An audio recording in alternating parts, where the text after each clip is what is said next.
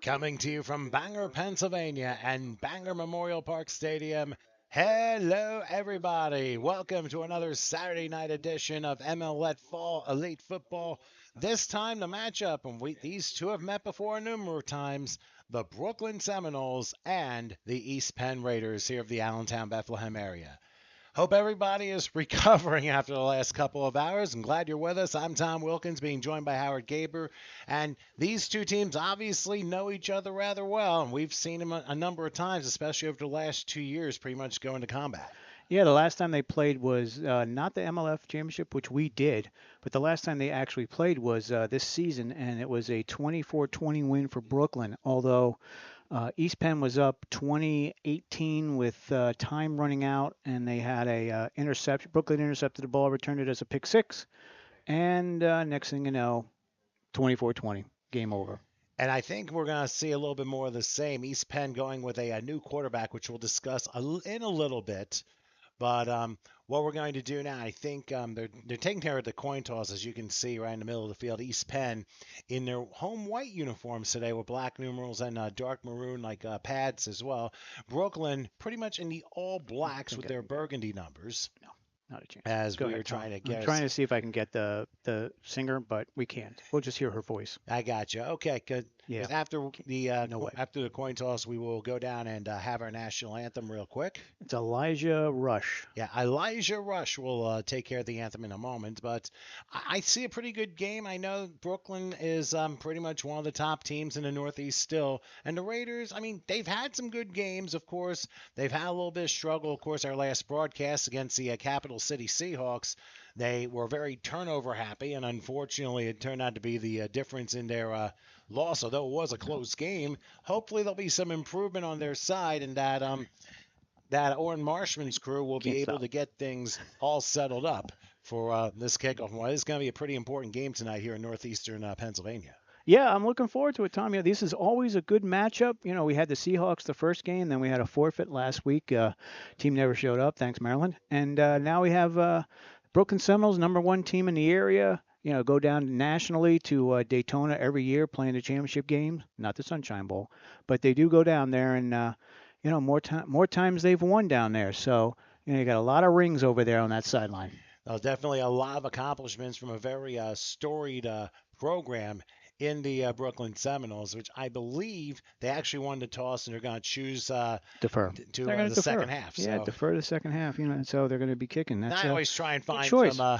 Good choice there, Tom. You know, we keep going. You know, let's keep going. But I always try and come up with some sort of thesaurus here. It's similar stuff, but it will be East Penn Raiders getting the ball first. But first, of course, we have the Brooklyn Seminoles and the East Penn Raiders. Why don't we go ahead now for and I think we're going to take it down to the field. We're not going to be able to. No, you can't see her. She's to our left. All right. You should be able to hear her.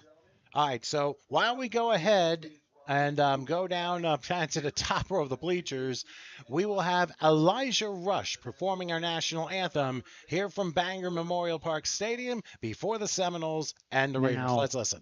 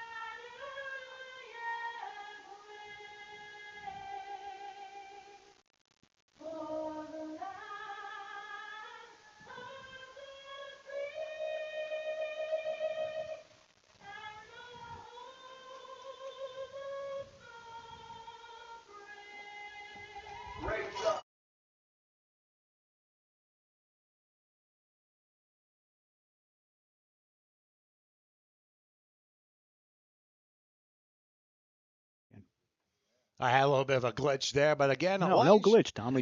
Tom, when we have it jacked all the way up for a singer that's out the window, instead of having you put your headset on and everybody hearing that like like an earthquake's happening, we kill the audio. Then we come back. I gotcha. Well, anyway, that was Elijah Rush for our national anthem here from Bangor, Pennsylvania, Memorial Park Stadium. Of course, this football field named after Bangor High School and Pius X High School head coach Paul Farman, former longtime successful football coach at both of those high schools. We'll give you a little bit of rundown on him I used to a hang little out and bit drink with later. him all the time, Tom. Is that right? Yep. Whenever I drove up here, we hang out together.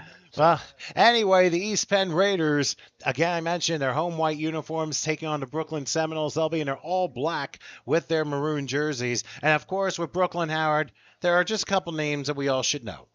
Gerald Wilson, a.k.a. G-Block, Kareem Williams, and John Morrison. That should threaten any opponent, especially on defense, wouldn't you think? And you also got, their kicker. If he's here, Vinny Cirincione. We'll see if he shows up. He's a stalwart for them. He gives them field position. He flips the field. He kicks field goals. He kicks off. He's got quite the leg. So he's important also. And one more player, Tony Spina, head coach. Tom, can't forget him. Yeah, Tony Spina, longtime head coach of the Seminoles, and as you mentioned, Howard, a lot of trophies, a lot of big wins, especially out of state and in the Southeast, especially in Florida, where it's one of three states where football is 24/7, 365, along with Texas and California. They know their stuff, and obviously football is king in all those places, but for the Seminoles, same for them. As mentioned, the Seminoles won the toss. They deferred out to the second half, so East Penn will receive the ball first. Looks like they have Sammy Gonzalez standing back at about the 5-yard line. Referee about to blow his whistle, and we will be underway momentarily with another, what we think will be classic matchup between the Seminoles and the Raiders. They always play each other. A lot of tough. signings, Tom. They had a lot of signings this week, so we'll see if they make a difference for the game. Right. And here we go. It's going to be a directional kick. And that kick, remember, it's a live ball after 10 yards. It's going to be taken by the up man about the 20. He'll scoot to about the 30 and maybe get to about the 35, but that's about it. That was Mike Kuzer on that return. So the up man, Mike Kuzer. Sorry, the brother, Robert. Oh, Rob Sorry. Kuzer. Well, there are Robert two Kuzers. Kuzer. I saw the 4. So basically confusing Kuzers here, but that's okay. The return goes to about the 35-yard line. That's what the Raiders will have 1st and 10. And, of course, looking to improve after a couple weeks ago, a lot of struggles against the Capital City Seahawks. So ball be spotted at the 35-yard line. Gonzalez leaves for that first play. Of course, we're going to keep an eye on several players here, especially on the Raiders side. They're in their all whites. They're basically a dark maroon, like shoulder pads and black helmets. And we should be getting underway here as it's 1st and 10 from about the 35. Wilkies. Waiting for the snap. A little excited out there. Let's just say a tad. Everybody moved. So opening play, we got a penalty flag. Well, let's wait and see what we get. Looks like he's pointing to the defense. Looks like Brooklyn was a little bit more antsy than East Penn was. And the call is offside. So they're going to call a neutral zone infraction against the Seminoles. So a free 5, and it's 1st and 5 for the Seminoles. So ball be spotted at the 41-yard line, and we'll see what the opening play of this game will be. And Tom, I just got some inside information that I had to give you after the next play.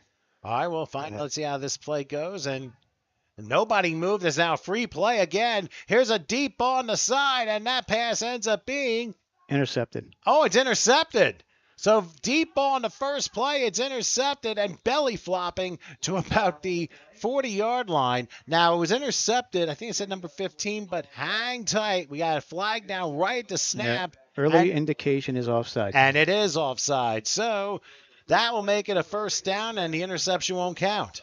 Yeah, Tom, the inside information, Tom, is our referee tonight is none other than the famous, or maybe infamous, Phil Harding. So always good to see Phil here out in Pennsylvania. He must have had nothing to do. Maybe he just got done hunting, building a pool in his backyard, whatever he needs, He's always here. Might be an ice pool in 2 months. So for the East Penn Raiders, they will start 1st and 10 from the 45. Quarterback calls his own number, and he might get about a yard or two on the play. to about the 47-yard line. Yeah, good play defensively there. Number 3, that's Wade. Darius Wade. Yeah, that's Wade playing quarterback. They're without their regular quarterback because he had other future endeavors to do. So Darius Wade is going to be taking over the load, but they do have a few more on the roster that they just signed. So we'll see if it's a full time or if it's a Wildcat here. Well, we might see a lot more Wildcat, but then again, this could be the way this thing is drawn up for the opening drive. 2nd and 8 as the ball's at the 47. Let's keep an eye on Wade and see what he does here. Standing in the shotgun like most quarterbacks do. He's back to pass. And a lob one and a very short pass incomplete. The Brooklyn defender was all over the intended receiver, Shane Walsh, out of Northampton High School, but it looked like the throw was a little low and wide. Yeah, he had him for a small gain, and that's what it would have been, would be a small gain because the defender was on him. But, just got to work on the camera here, Tom, that's all. We're just a couple minutes in, and East Penn, who got a first down thanks to 2 offside calls in a row, now are facing a 3rd and 8 from the 47-yard line. Keep an eye on a couple. They're going to spread out. Let's see which slot receivers are involved here. Wade will await the shotgun. It's a good snap. Looking, they're coming. Here's a fire left. Pass is caught for a first down. We know who that is. Done by Manny Stewart. We got to keep an eye on him because he just found the open spot, jumped out of bounds, and it's a first down for the Raiders. Yeah, he lit it up last time we were here 2 weeks ago. Had a lot of catches against the Seahawks. And, we know he's going to use him, and he's going to use 88, which is Josh Burgess, also on offense. They're the 2 main receivers. So let's see if Wade can work in the other guys out there with him. You can almost think that you think Wade might act a little bit like Jalen Hurts, especially if he tries Wildcat, maybe do a run-pass option on a number of occasions. But and he wasn't even ready for the first snap, but it's picked up by Gonzalez. Look at that. And he's just wow. Barely, he came very close to getting back to the line of scrimmage and unfortunately ran to a stone wall in the Brooklyn defense. Yeah, that stone wall is none other than number 97, Kevin Card, coming out of like a freight train there to meet him. So he drew the Joker there. Yeah, you get a smaller back out there. Brooklyn has some size at the linebacker position, but definitely has size up on the line. So you're gonna have to try to use your speed to get out of the way, or you're gonna get pummeled by these backers. I guess the irresistible force versus the immovable object was a mismatch that time. So after a 1-yard loss and a painful one at that, it is 2nd and 11 from the Seminole 44. And that's his every down back out there. And Wade's going to call his own number. He'll get some yards, cross the 40, maybe gets to the 39. So a nice 5-yard pickup before being brought down by Devon Hull of Keene University. Yeah, and, they're getting yardage, Tom, which we haven't really seen a lot against a Brooklyn team. Mostly it's Brooklyn, forcing its will on the other teams. And for them to continue and progress and, if we can get that clock back in the shot, it'll probably be a good thing. But we will. Well, we're a little over 4 minutes into the game, opening drive of this game for the Raiders. Seminoles have been on defense this whole time. They're going to give them the 40. There we go. It's back, Tom. All right, so it is 3rd and we'll say probably about 7. Ball spotted at the 40 of the Seminoles. Wade is waiting to see what he gets from the shotgun, and he does. He's going to roll right, and he calls his own number. Yeah. Look out, 35. He'll get a first down to about the 31, and Darius Wade points to the left and moves the chains by himself. Yeah, great job. He looked and saw what was open, saw that everybody was covered or that his favorite receiver was covered, and he just took the ball and ran with it. What? But however, we do have there's a flag out there. 40-yard line. I didn't even see that. Let's see what we get. It must have come late, and it's possible. I mean, you're looking at the line. The officials are going to give us a determination as to who the penalty is on. But he's definitely facing the wrong direction, Tom. Well, for us. I would have to think it might be on the Raiders because that run, there might have been an illegal block in the back that caused Wade to sprint over and get that first down. Let's see what we get. Big discussion now.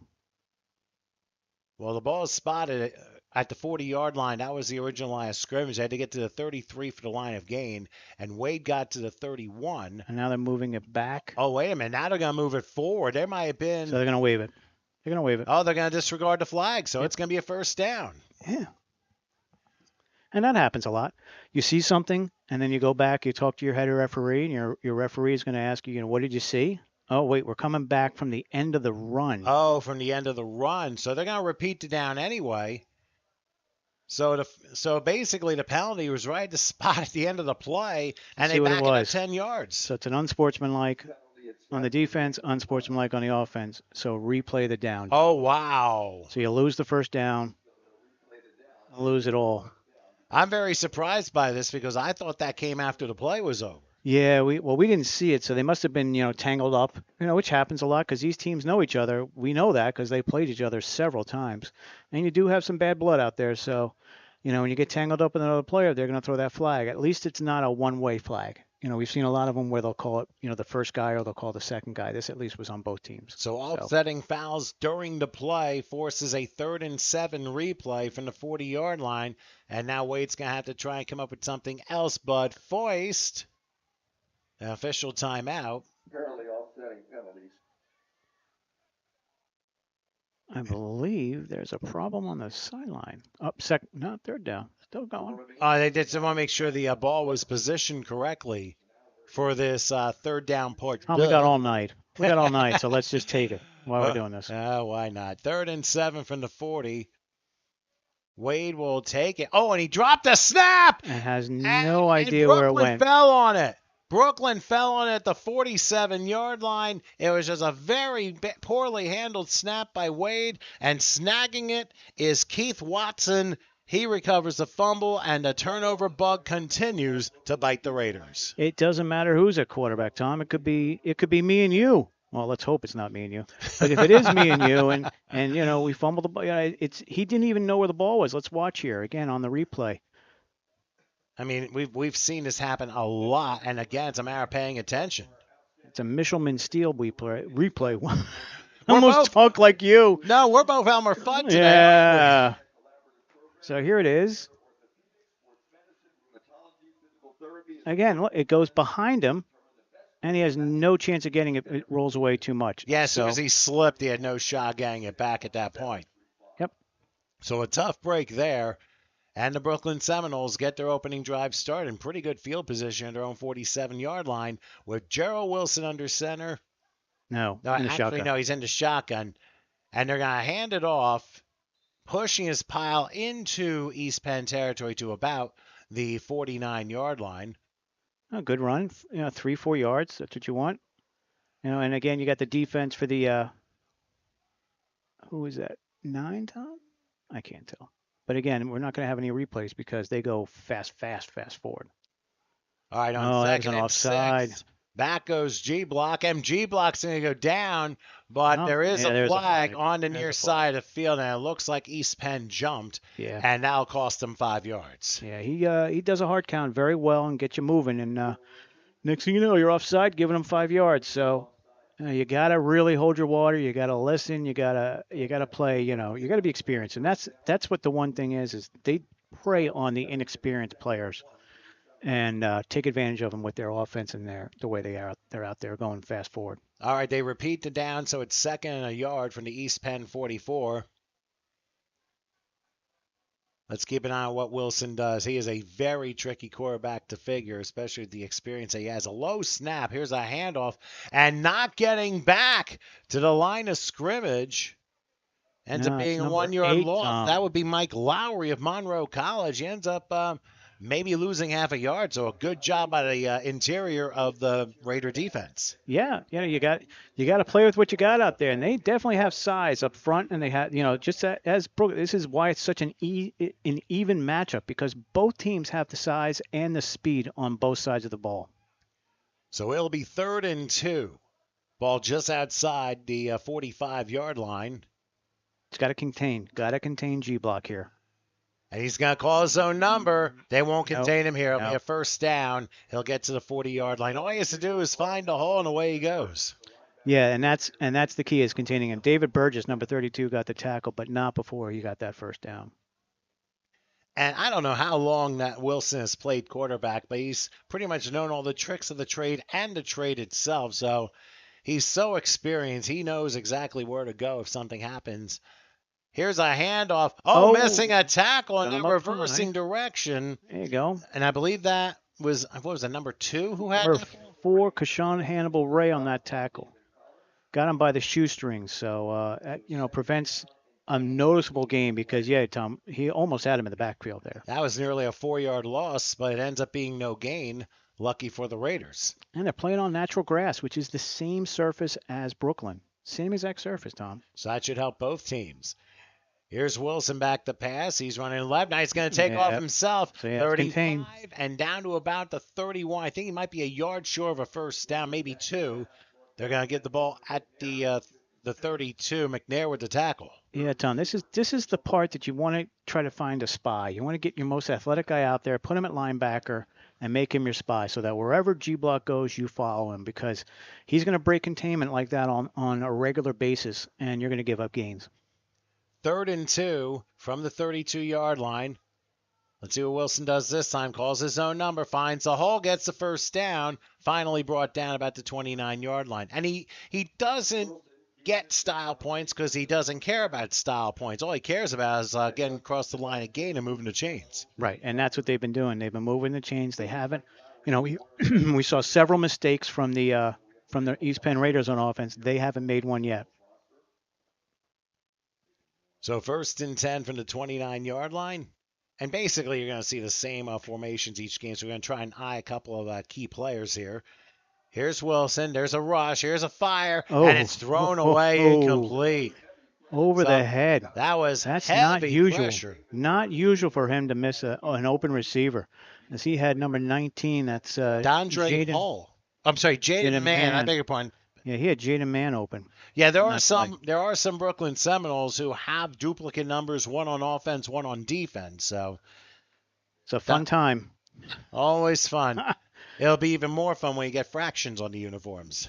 Yeah. So 2nd and 10 from the 29-yard line. We'll see if the Raiders they're gonna do a handoff this time. Oh, good job there, holding them for maybe a 1-yard loss. Yep. Number 2, Dave Comp. No, that's not Dave Comp. Now, well, I know that Lee Townsend Jr. was able to come in and close the hole, and it forces maybe a loss of 1. So 3rd and long now, something that the Seminoles are not really too used to having. And Tom, here's the important word again: containment. Got to contain him. You cannot let him run around and then get a first down on you. So let's see what they do. They got a 4-man front coming right now. Okay, so here we go on 3rd and 11 as Wilson will take the snap. Taking a look. Oh, he's going to had him by the arm. And he's going to continue and get to about, he might have gotten the first down. We'll see where they spot it. And mark him at the 20, Tom. That might be good enough. Yep. Tom, they had him in the backfield. 56, McNair had him in the backfield and just couldn't wrap up. And that's what we talk about. They're going to mark him a yard short. So it's going to force a 4th and a yard after a gain of 10. And that's the one thing about G-Block. It is very, very difficult to contain him and bring him down with a proper tackle. He is that elusive and has been for so many years. Oh, yeah. Yeah, that's why these win. That's why Brooklyn wins. That's their guy, You find a quarterback, and you just keep going. All right, here's Wilson calling his own number on 4th down, and he's going to get the first down. That little spin move puts him in the red zone at about the 15-yard line. Yeah, he knows what he's doing. Actually got to the 14, Tom, so he got another extra yard out of that spin. So, you got to figure it out. These defenders have to figure it out early. You got a defensive coordinator. He's got to be seeing this, not just us. So, let's hope we'll see. So with 3.5 left in the first. 1st and 10 now from the 14 of the Raiders. Seminoles on their opening drive coming off a turnover. Wilson back, has plenty of time. Now the rush comes, and Wilson will run again. Missed tackle to the 10, down to about the 5. A couple of missed tackles there, and Wilson gets some more yardage. And it's not that they're missing, and we say that a lot, that they miss tackles, but he just is so elusive, and he's such a powerful runner that you've got to wrap up. You got to go for his legs. You got to pull him down some way because just just grabbing him around the waist with your arms, he's going to break free. He's too strong for that. If you were to compare Wilson to a current NFL quarterback, how close would it be? I'd say Wilson. I say Wilson from Denver right now. When he was younger, not now. When he was a Seahawk, considerably younger. Yeah, that's the style he is. He's he can throw the ball with the best of them, but he doesn't need to, and he can run with the best of them when it's open. I was thinking maybe a little more Kylie Murray if you're looking more current. He's too big. Murray's short. G-Box is a big guy. Murray's not as tall. But good try though, Tom. I like the thoughts. Second about that ball is the first mistake, Tom. But it's gonna be a loss, but it could have been a whole lot more. So that snap evidently had some miscommunication, and down went to recover at like the 9-yard line. Lee Townsend with that TFL, which means tackle for loss. And you got to have a few of those. If you're gonna beat Brooklyn, you got to have a few of those, because they're gonna put points up. We know that. They're running an offense that's just on high octane here, and you've got to be able to stop that. All right, so it is gonna be third, and that's like a 6-yard loss. So third and about almost 6.5. Ball back at the 10-yard line. Not exactly sure what smoke is coming from there. Yeah, we do I know. think it's the train, Tom. All right, back goes Wilson. He's going to throw it the middle, and it's knocked away incomplete. Yeah, there was a few people that had their arms up saying they were open, but yeah, that smoke coming through, I believe, is the train that goes around. We have Octoberfest tonight, so I think there's a tunnel over there or something, and they hit the whistle. Everybody's laughing, but yeah, it's not people smoking. That would be a major problem for Pennsylvania right now. That's for sure. That would alert the cops for that one, because that's a major smoke out there. If it was. Well, nobody's getting smoked right now, there being no score. But here's a big 4th and 6 coming up, and Wilson will take a high snap. He's looking. Dangles back there. And he's trying to get away. He's not going to get away. He's going to be thrown down at the 12-yard line. So finally, these Penn Raiders finally contain and force. Matt shared on that sack, Tom. Yes, they forced the Seminoles to turn the ball over on downs, and the turnover ends up not hurting them. And now with a minute 16 left here in the first, they will finally get their second possession. I forgot to mention the replays you see today are presented by Michelin Steel Enterprises, whose purpose is to promote and advance the structural steel and miscellaneous iron fabricating industry and the use of steel construction in Pennsylvania, New Jersey, Delaware, and Maryland. Call them 610-395-3472. They're located at 3135 Schoonersville Road in a little town of Bethlehem. And Tom, on the scoreboard, if people have noticed, you'll see there's a huge eagle. That's a Hokie eagle, Tom. So if you want to read the Hokie eagle ad quickly, you can. I wasn't necessarily looking. I thought that almost looked like a rejected. Read the Hokie eagle ad next, Tom, because that's what's on the scoreboard. Ah, okay. Sometimes I got to do it a little bit more for Tom. That's okay. Well, hey, sometimes it just happens, but we'll get to it. On 1st and 10. They're going to try and run that play, and end up being a broken play, and it forces a 2-yard loss. Now, you were mentioning the Hokie Eagles football and cheering group. The Hokie Athletic Association is a nonprofit volunteer organization whose mission is to provide a neighborhood youth with an opportunity to develop teamwork, sportsmanship, character, and community spirit through the challenge and enjoyment of team sports. You can contact them at 3151 Lehigh Street in Whitehall. That's Hokie Eagles football and cheering. Let's see what we got here. Looks like number 2's back there with him, which is... That'd be Ronaldo Holder. Yep. So they switched out Gonzalez for a little bit. All right, so after a 2-yard loss, second and oops, somebody jumped. Unabated.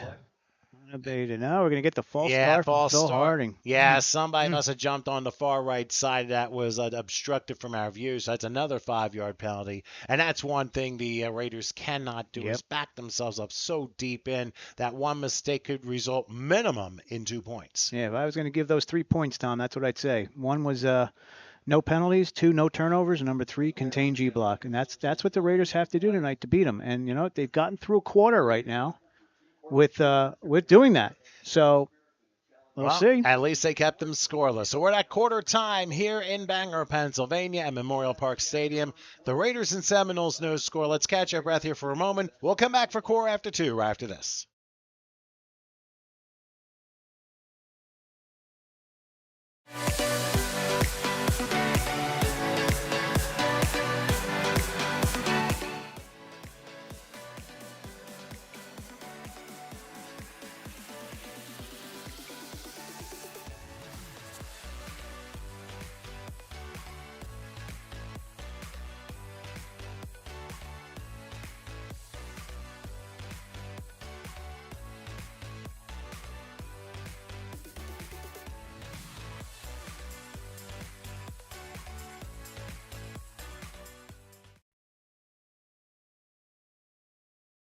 Buffalo Wing Festival award winning. All right, back here in Bangor, Pennsylvania, quarter number 2 about to start. I'm Tom Wilkins with Howard Gaber here for Major League Football Fall League action. The Seminoles and the East Penn Raiders no score. East Penn back deep in their own territory to begin quarter number 2. I believe they're back at their own 5 following a false start. They're going to have 2nd and 17 and a long way to go to try and get themselves out of trouble. And you got to get out of trouble because you don't want to give some. This is their MO. Push them back, and get the turnover, get the ball on a punt on a bad snap somewhere. So Wade will stand in a shotgun on 2nd down. And a quick throw. No, he didn't catch it. It's incomplete. The intention was in a shotgun, not even step back and fire right away for an inner slant, but it just didn't quite work out. Yeah, no, that was Manny over there who tried to pull it up off the ground, but this is a tough task for your first game playing for the East Penn Raiders. With Darius Wade back there. I mean, we know he has experience playing, but this is a heavy task for him to try and move the ball downfield against a Brooklyn team. So it'll be 3rd and 17.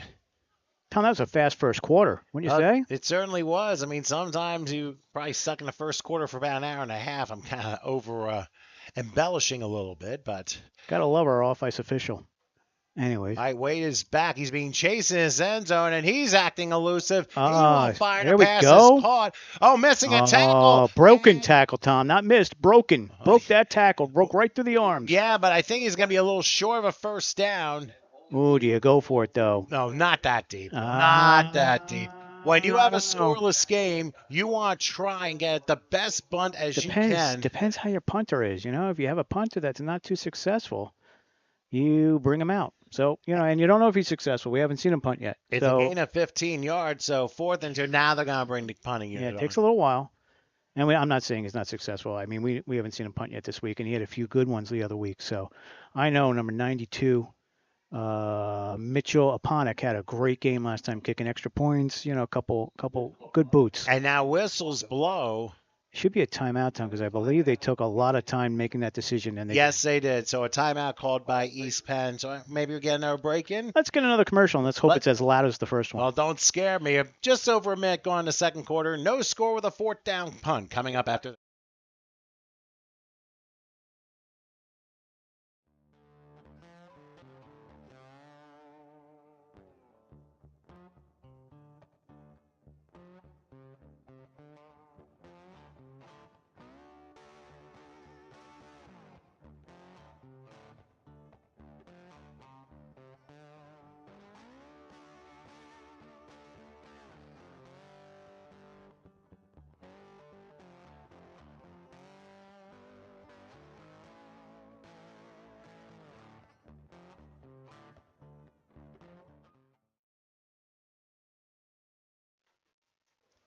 Okay, following that 4th down timeout, looks like Aponik will come on and punt. When we last saw him a few weeks ago against Capital City, he let off a couple of boomers, and he will need to do that as a return man for Brooklyn, standing in his own 43-yard line. Got to flip the field here. And get a couple of good bounces along the way. Let's see if he can do that. Long wait. High snap. And a short punt. I don't know about that, Tom. Oh, that ball was tight. It hit a Seminole, and there's a mad scramble. Now it's a mad brawl. Oh, they're signaling the wrong direction. They're signaling the wrong. They got us. There you go. Your initial signal was the wrong direction. I was like, wait a second. It didn't look like a Seminole recover. And he said he recovered. I'm like, is there a 12th ghost on the field or something? No. It was. They eventually got it right. We got to give Phil Harding's crew, little props there. They got it right. But let's watch this again, Tom, because we'll see after he punts it. It's just, it's a live ball, and I guess he got too close to it because he didn't realize it was going to hit him. He had to have. That would be my guess. Yeah. Because it was going to take a neutral bounce or a Brooklyn bounce from the techno group of the same name in the late 1990s. Waiting for the replay snap. Yeah, it took a while for the snap. We were both looking at each other going, this is a long time for this snap. There it is. Now watch what happens. So here it is. And watch where it hits around midfield. Yes, it hit. Yeah. Oh, it hits the back guy. It doesn't hit the return guy. It hits the back guy. It just took a bad bounce, to say the least. Yep.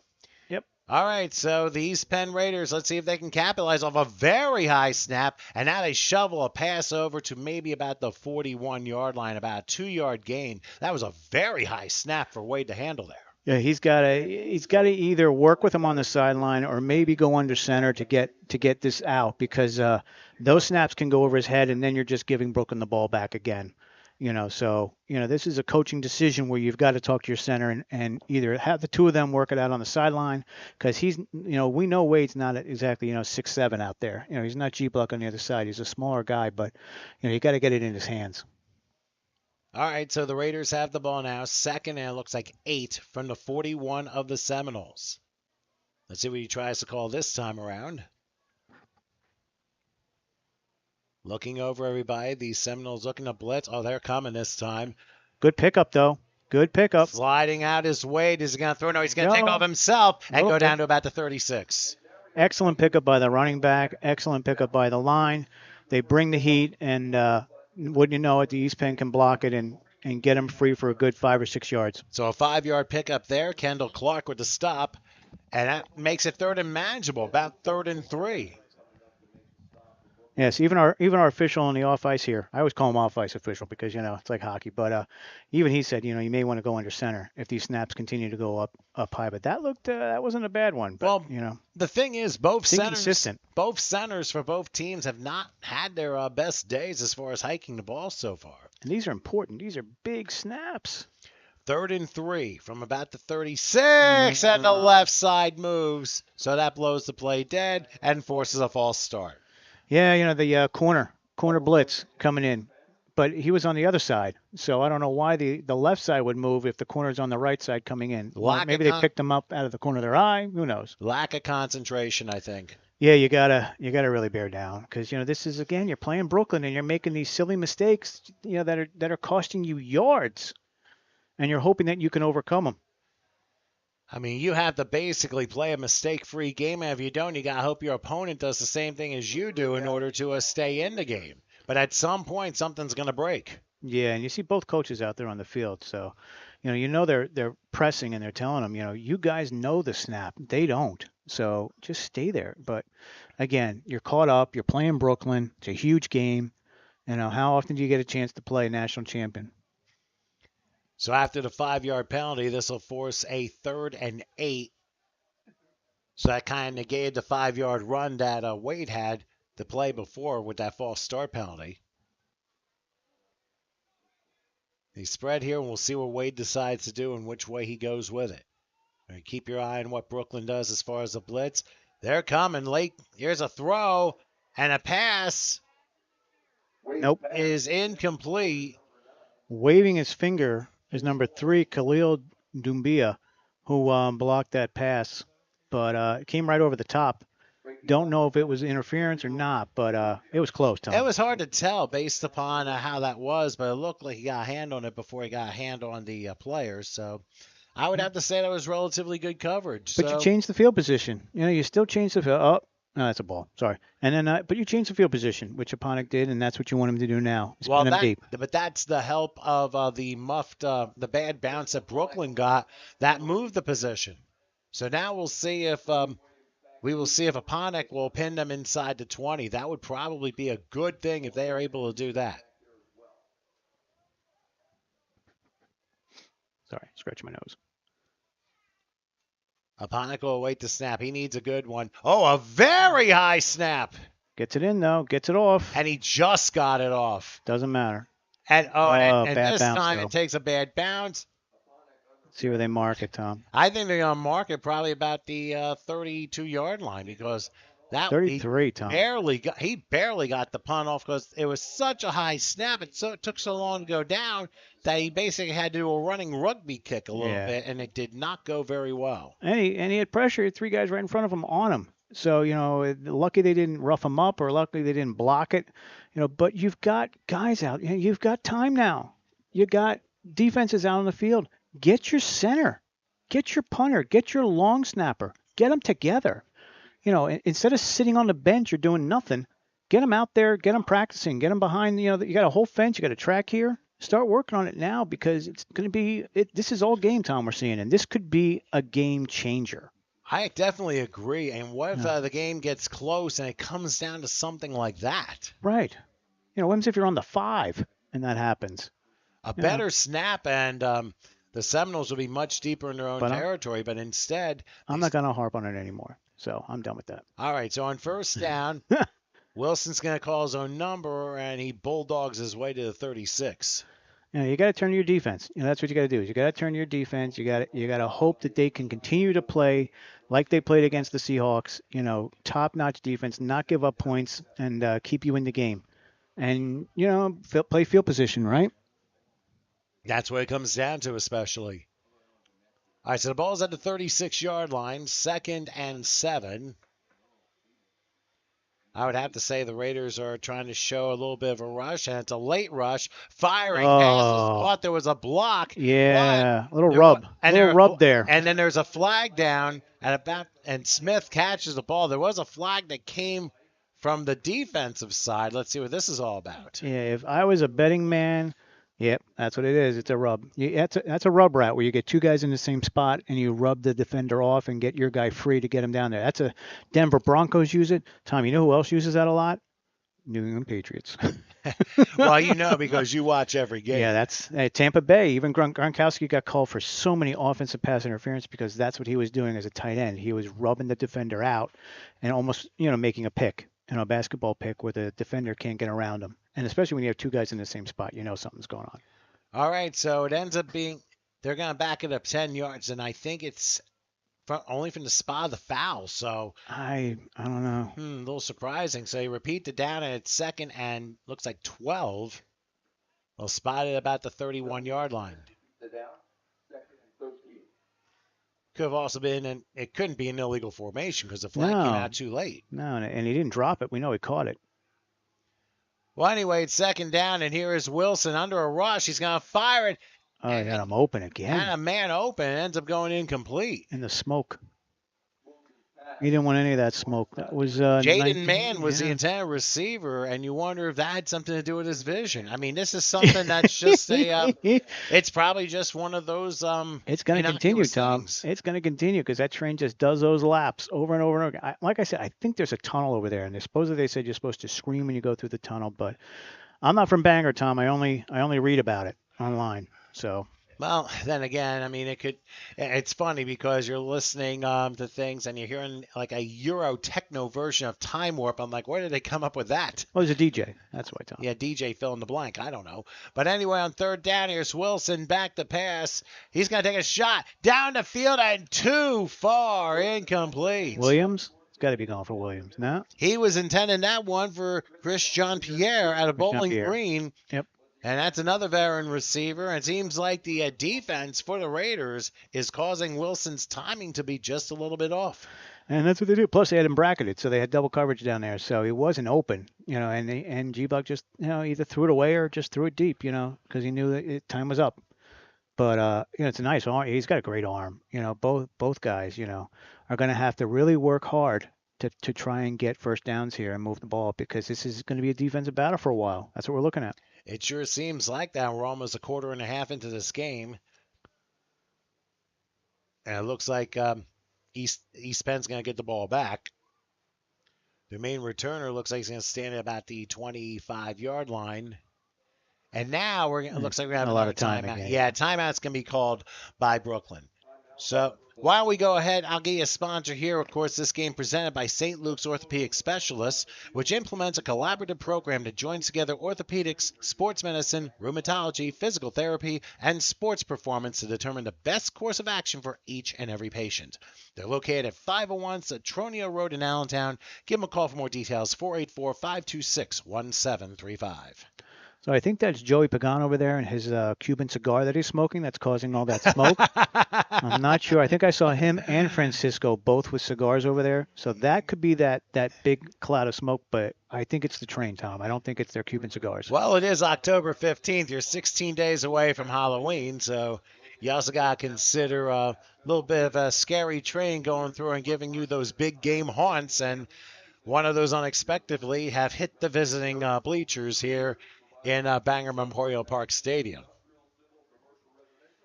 So Brooklyn will punt.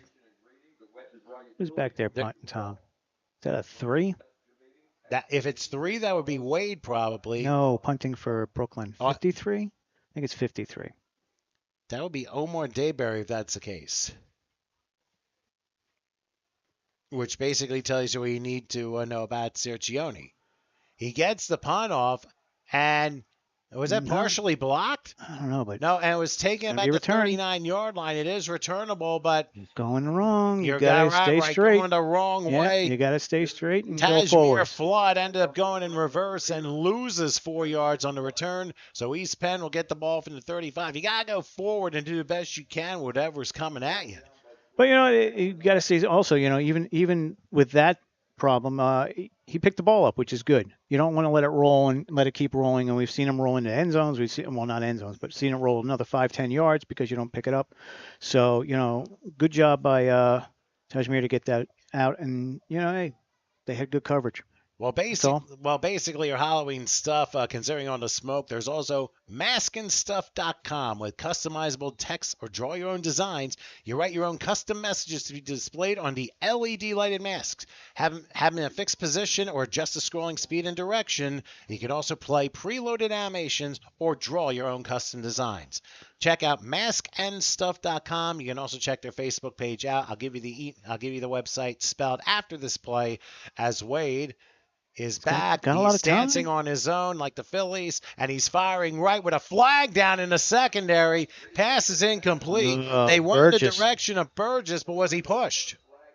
See what happens. All the Raiders are pointing that's on Brooklyn. There might be defensive holding too. We hear from our offside official. He says defensive holding, but either way, it's going to be 10 yards. He's got 12, Tom, 13 on the catch. So you don't want the penalty, you want the catch. Well, if it is a catch, then he obviously refused the penalty. See what our official Phil Harding has to say.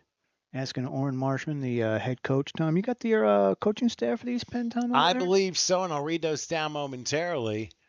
East Penn breaks the huddle. They do give it defensive holding, and it is a completed catch, so that will be refused. The website, by the way, is masknstuf.com. If you want to check them out, more information. Again, masknstuf.com. Mask and Stuff. They're also on Facebook, so check them out there too. All right, so after the catch, it is first down to 48-yard line for East Penn. And Wade, let's see what he tries to call and keep the momentum. Somebody moved a little bit. That's all. Tight end. Doesn't matter. Another false start, and those gives you 5. Free 5 for Brooklyn. That is correct, and East Penn, they've got to be more disciplined than that. These types of penalties can certainly cost you games, especially later on. And what have we seen? This is like the 4th one we've seen, so that's cost you already 20 yards out there. 20 yards against Brooklyn where you're tied 0-0, and you're just giving away opportunities. So, and not only that, you've already had a first down taken away in plus territory because of offsetting penalties. Yeah. So that's been a big problem for East Penn and Orrin Marshman.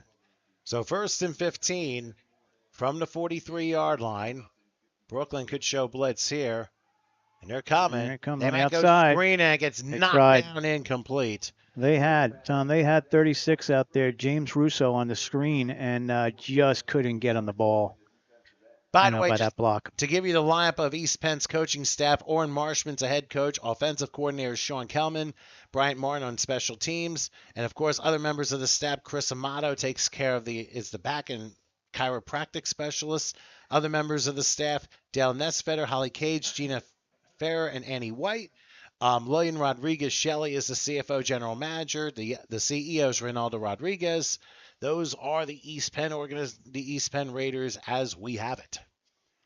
So 2nd and 15, as the ball is right outside the 43-yard line. We've had a scoreless quarter and a half.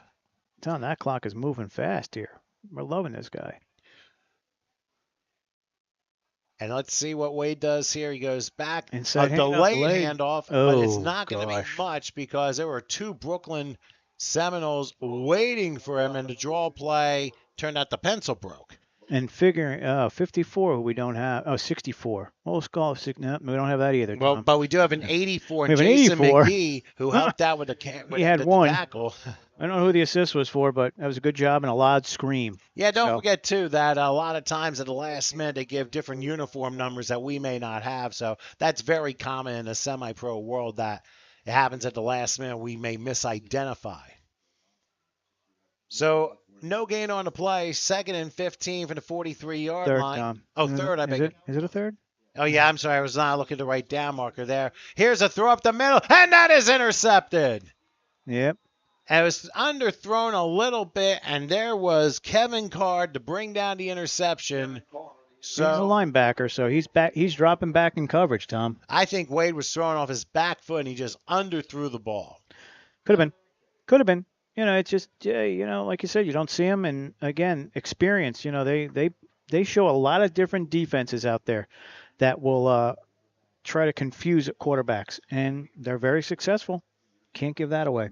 By the way, this game is presented by Mushlitz Excavating, capable of handling anything. They're building communities one project at a time. Been working in eastern Pennsylvania for over 30 years and providing complete site work packages for industrial, civil, commercial, residential, and paving projects. From excavation and grading to wet and dry utilities, we do it all, and they're passionate about their work. It's a promise they make to serve the communities. And again, they're out in Bath, Pennsylvania. Mushlitz Excavating on 615 Morristown Drive. Call them for more details, 610-759-0525. Again, building communities one project at a time. That is Mushlitz Excavating. So here we are, Tom. 5:05 left, scoreless. You've just turned the ball over. Now you got to come up big on defense, and look what we have. And how about that? A loss on the play as they tried to get the ball to, I guess, number 28 there, and David Burgess smelled that for about a 4-yard loss. Yeah, you got to come up big, and that's maybe what Brooklyn isn't used to is this type of defense coming at them. So we know Tony Spina, he's gonna make some adjustments. We'll see. Well, Orrin Marshman obviously is making some adjustments first, the way it's looking.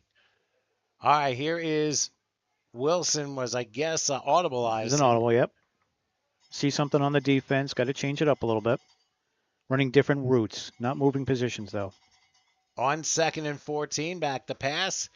And now a short, looks like shovel pass. No, he still has it, Tom. Oh, he fooled everybody there. Oh, just you. Yeah. He didn't fool any of the defenders because they were going after him. But thank goodness I'm not playing against him. But he got some positive touchdown, yardage. Maybe he got about 3, so it forces a 3rd and 12 from the 40-yard line.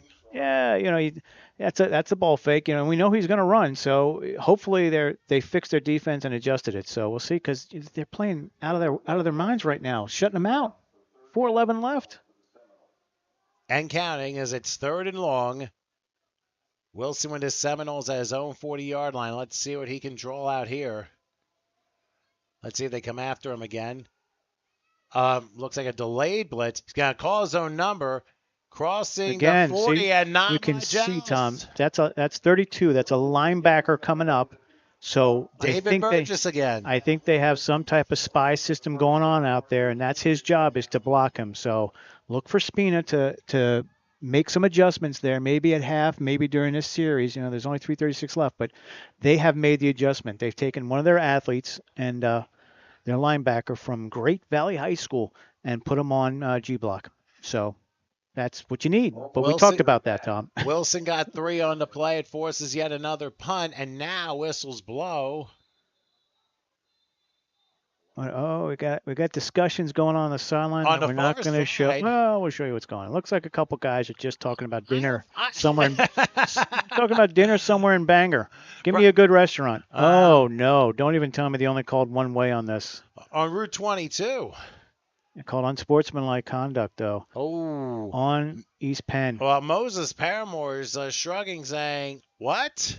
Yeah, that's. I mean, you talk about a game-changing play. This would be it, Tom. And they want him out.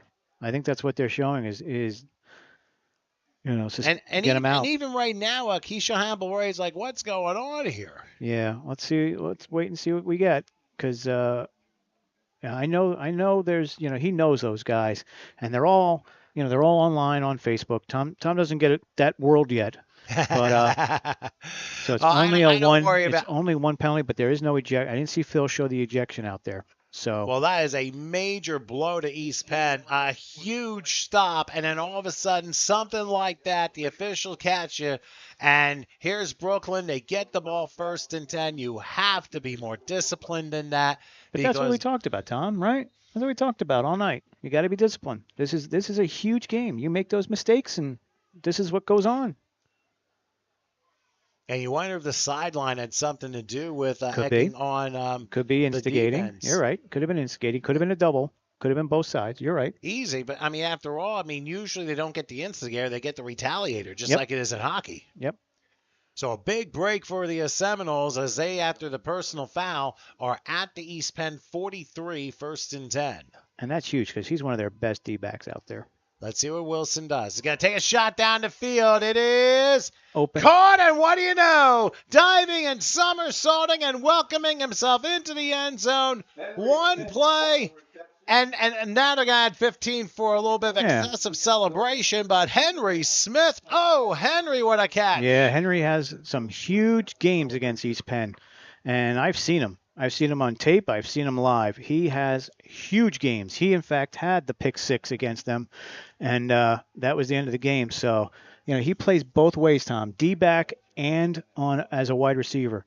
And like I said, he dominates, at this game, which is sort of what, Moses can do, but he just does it on both sides. That really is a tremendous job by Henry Smith. Now, the touchdown, as we said, was good, but they're going to penalize on the kickoff for the excessive celebration. And one play after, right? One play after, you go right for the throat. That's what they do. And now you go back and figuring the officials, chancing that the officials would get the defense on a 4th down, and they did just that. And one play later, boom, 43-yard strike from Wilson to Smith. And there's your first points of the game for the Seminoles. And you have to wonder what the East Penn sideline is thinking after what just happened in the last 3 minutes. You got to come back. They haven't scored a point yet this half, so you got to come back some way. Either a kickoff, a special teams, getting the ball. It's got to be some way. You're not exactly moving the ball, and you're still making too many mistakes, Tom. And you're not going to beat a Brooklyn team with mistakes because they very rarely do. Well, right now, some additional discussion going on. I think it's because the conversion, they don't know where to put the ball for the conversion. That could be it. Or maybe they're taking a penalty on the conversion, Tom. Well, it's an interesting thought. I mean, I'm thinking that if you're East Penn, you allow the extra point of 2-point conversion, and then you penalize the 15 on the kickoff. I'm only saying that because East Penn would have better field position that way. Brooklyn's going to get the ball to start the second half, so why not do it that way? Well, you also have the factor that they don't have a kicker. So if they don't have a kicker, you move them back, and make them score on offense. Up here we go. Someone's gone. And obviously, emotions away here. Yeah. These two teams have been known to have emotions away for many, many times. And Phil Harding does not take any crap from anybody. And, you got to realize that when you're putting on the uniform. So, it's just, yeah, he does not take crap from anybody, and he's in charge of the game. That's what they give him. They give him the keys of the game. So you're going to make it, uncomfortable. He's going to solve the problem for you. Well, you have to take control of the game, otherwise you get 40-minute delays like we've seen a couple of years ago. Yes, and fights and he does. He makes sure. So all right, so sometimes you can even do that. They'll do half the distance for the conversion as Wilson will lob it, and the pass they're taking it right from the 3. So that's okay. Yeah. So the conversion is good, right? And it ends up being an 8-0 lead for the Seminoles. As soon as we get a number, I'll let you know. Let's see if he ever turns. He's right now at the 40, Tom. The other way, still has it. 2? Yes, it would have to be Davin Collins with the grab. So it has a 2-point conversion. The Seminoles now an 8-0 lead, and East Penn on their heels after the last 5 minutes. The wheels literally took off, and maybe we'll get to see a replay of how open. Not right now, Tom. Got other things going on. Well, while you have a second, we'll tell you about Aruga's 100 Grill House and Sports Bar with their 5-time award-winning buffalo wings, and they have a sauce for any taste. Many of their menu items utilize organic ingredients, and all their ingredients are high quality and sourced from producers who share their vision for cleaner eating and cleaner living. Most proteins raised free range and no antibiotics. That's the important thing. Check out Aruga's 100 Grill House and Tom Sports rolls the Bar. R. Well, I don't know. I must be listening to other feeds here. But call them toll free, 888-622-9464. You may want to stop after the game. They're at 327 Star Road in Allentown. Perfect place. Great place. We have one in Old Bridge. There's another one. Is it right? Yeah, they have a few around. They're growing. Tom, I put it this way. It's between Fridays and a sports bar because they have 9 million TVs all over the place. Good wings, good food, and a good crowd. Almost like a Buffalo Wild Wings atmosphere. Yeah, but definitely more sports because and it's bigger. It's a lot bigger than a Wild Wings. So I think the menu's a little different. But anyways, back to Never the game. been there, but hey, might check it out sometime if one does come to South Jersey. Yeah, we'll go on the way home. All right, so the excessive celebration and the personal foul after which ends up coinciding, so therefore the kickoff stays at the 35-yard line. So we'll see what the Seminoles are doing. And now, I think our fans are right on it. oh, See if we get a delay. So They were calling for it. Well, I guess She was. She knew. She heard. The consolation prize, a 5-yard penalty. And one of the fans in the back row said delay a game, and I guess she was right. It took a lot of time, Tom. A lot of time to set up. You don't see a delay a game on a kickoff, that's for sure. Very rare that You happens. showed the replay 3 times. Go ahead. Probably, but maybe we'll stay back to later. So ends up being a count of the kickoff now being at the 30-yard line. So East Penn needs to get every yard they can. Now they have 2:18 left till the half and 2 timeouts to use. So that's the important part to remember. And they got to get first downs. That's the other thing they got to remember is we got to get some first downs and not go, no false starts. Clean it up. We've got to clean it up. We've got to get good snaps. These are all part of them. A mistake-free, penalty-free drive. That is what East Penn needs to do. They did it. They did it, Tom. They did it against the Seahawks, right? Second half. We saw it. Yeah, I don't know if it's just the intimidation factor or what have you, but all right, here is a short kickoff taken about the 20-yard line. And look at this return, bouncing to about the 48. Now, a late flag comes in at the very end. Oh, and yep. See, this is where you're on the wrong sideline, and you got to control your sideline because you don't want to take that second penalty. You take the first penalty, which is the late hit, and you leave it at that, gain the 15 yards, and go for there. But if you're going to start pushing back and getting on the field, and that's where they're going to throw that second one. Got to be more disciplined than that. And Brooklyn is obviously going to make their share of penalties, but it is a late hit out of bounds after the play was over. So for East Penn, boy, they got a gift. They will be in plus territory probably at about the 38-yard line of the Seminoles. He's going from the 50? No. If it's from midfield, I'll be the 35-yard line. No, he's just standing there tossing the ball. Where you going, Tom? Where's he going?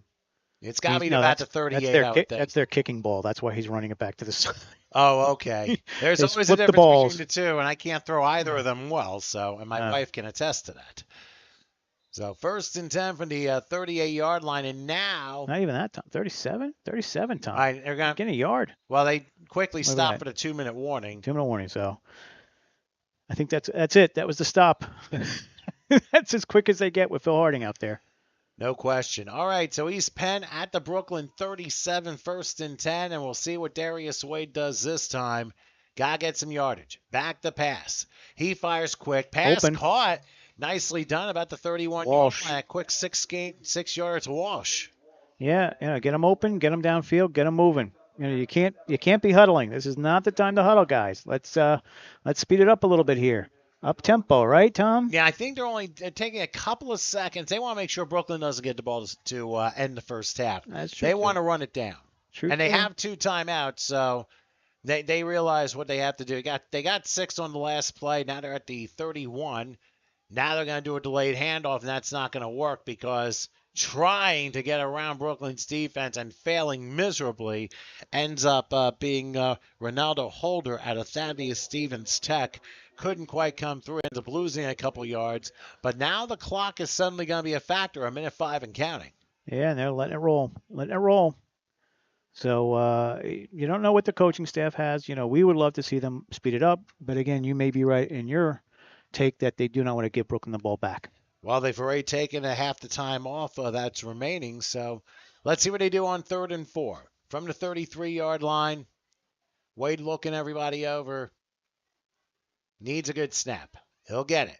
Back to pass. Rush coming. Firing. Oh, Caught wow. at the 20 into the 18-yard line. Now you can use a timeout. Once again, Shane Walsh with a catch to move the chains, a gain of 15, and with 33 seconds left, a timeout used, and that leaves one now for the Raiders. Yeah, good throw. Great throw by Wade. Put it in the bucket there. Threw it over top of the defender and right before the defender behind him in that bracket coverage. So, you gotta take some chances. I totally agree, and you got to consider he threw it in a spot where nobody was going to get except the receiver. Yep. So that was key for Walsh to grab that one, and now the Raiders are in the red zone with a chance to get some points here. 33 seconds till halftime. And I'm wondering right now what Marshman wants to get from his players to make sure they execute correctly here. Oh, he's got 33 seconds. Could actually just look at the screen. He's got 33 seconds, and he's got probably, I'd say, 3 plays, Tom. And he's got the timeout in his back pocket. So if they do get it down close and they want to run it, they can still do that. So, you're talking 3 quick passes, or if you're gonna run it, you're gonna burn it. So, but you've only got 19 yards to go, 20 yards to go. So, the playbook's open, especially with that timeout in your pocket. All right, so 33 seconds left. Tom, before I finish, Tom, you just don't want to turn it over here. That's the main. Yeah, and you can't commit a penalty. Right. You want to keep it positive, which they've been this drive. All right, so at the 18-yard line, 1st and 10. Raiders in the red zone for the first time today. Let's see if they can convert from this. Whoops. Could be a free play. Free play. No, but that could be encroachment. They've already blown it dead. Oh, Phil killed it because it kills the clock. Unabated to the quarterback, so I would think they put 33 seconds back on the clock. Well, we hold it for 3. One of the two. Or 4. But it is an offside time, and that kills the play, but gives you 5 yards. So now you're 5 yards closer. To the 13-yard line and a 1st and 5, so you can get goal to go. Very critical moment here for the East Penn Raiders. It looks like the 14, Tom, but I'm not going to say anything. Anyways, yeah, you're right. It's going to be critical. This is a tie. You've just been gifted a tie with the penalty on the kickoff. But can they take advantage of it? All right. We are holding the clock, Tom. All right, so 1st and 5. Right in between the 13 and 14-yard lines. Wade will be looking everybody again. So someone's yelling, start the clock. Gonna take a shot for the end zone. Coverage. Is it caught? No, it's off the hands and intercepted. What did we just say? Hey, the 20 to 30. Oh, is he gonna run it back to mid? Wade's gonna have to make the tackle 40. here. And Wade tries to tackle. He can't. It's a pick 6. Unbelievable. Tom, look who it is. Look who it is, Tom. What did I tell you? Oh my God. What did I tell you, Tom? He is a killer out there. He he's in the right spot every time. Every time he's in the right spot. You can't even fathom. When I did the stats for the game of Brooklyn, he had the touchdowns, he had the interceptions, he had pick 6s. This is just his game. He has mastered this game, and everybody else is just playing at another level, below him. He just is that good. And I don't remember seeing him like in the past, but I'll tell you he has come up enormously. Yep. We're so used to hearing Kareem Williams. Yep. We're so used to hearing people like Zion Wellington and Chris Jean-Pierre Jr., all these receivers. And you look at all those, and now you have Henry Smith, and he just absolutely is a killer when it comes to changing the game. And in a matter of a couple of minutes, he has a 43-yard touchdown reception and a 102-yard pick 6. Yep. A devastating turnover for the Raiders and a bad bounce, too, because they went for the corner of the end zone. Right. And it looked like it Right. went off of the receiver's fingers. But you gotta, as a quarterback, again, Wade's looking for his guy. You gotta figure out where he's at. If this guy is that much of a game changer, you gotta find out where he's at and use the other side. Do something, But again, you're playing your offense, and you hope that your guy wins that 50-50 ball. Well, he didn't, and then what turns around is 14 points now. So it's a tough time out there, And he just, like I said, I've seen him for years do this. He is one of the best players out there, by far. I can't stop talking about him, Tom. I'm sorry. That's okay. I mean, he deserves all the credit, especially for everything he's done. So I want to be his agent. of course, I wouldn't know a thing about being an agent, that's for sure.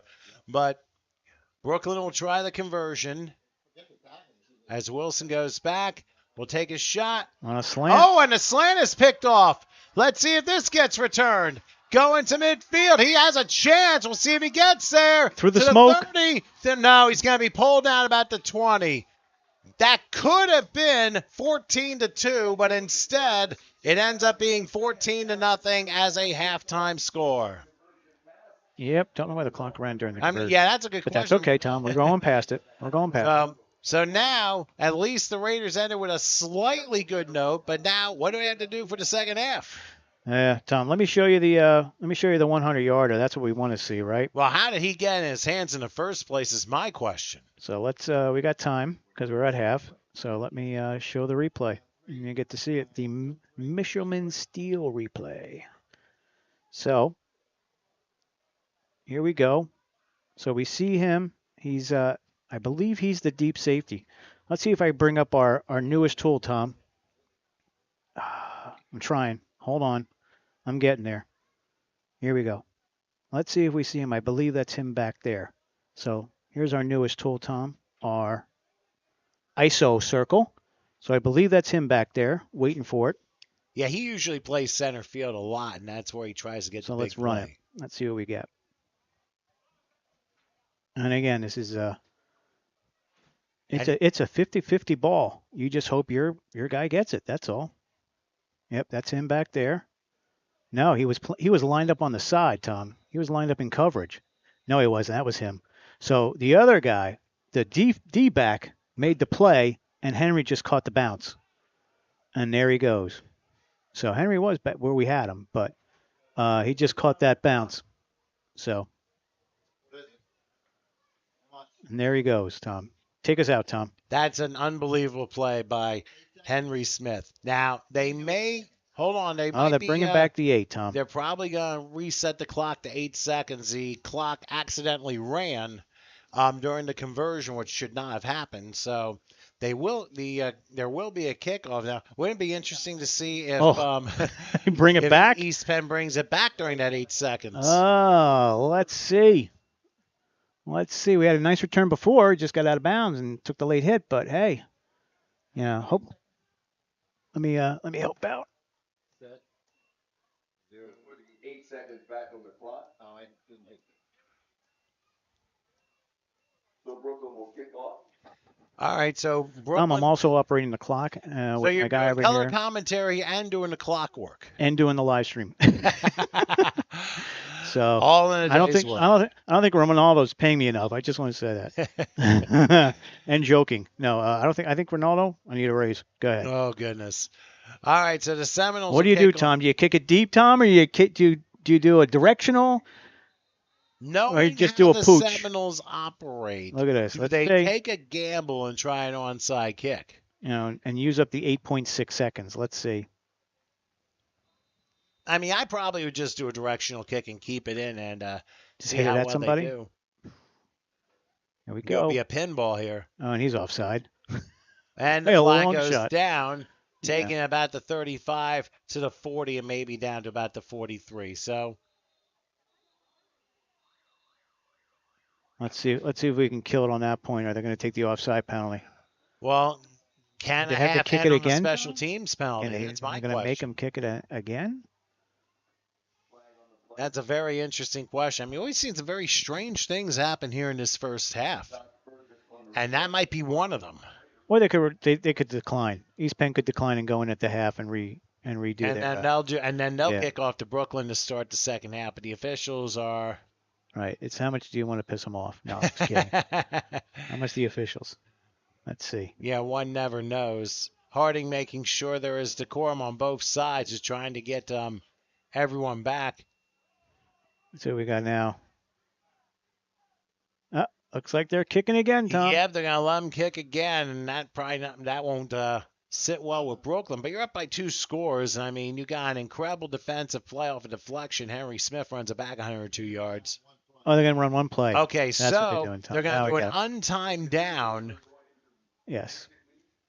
So what'll happen is East Penn will have, let's basically just say, 4th and goal from their own 48 with 1 second left.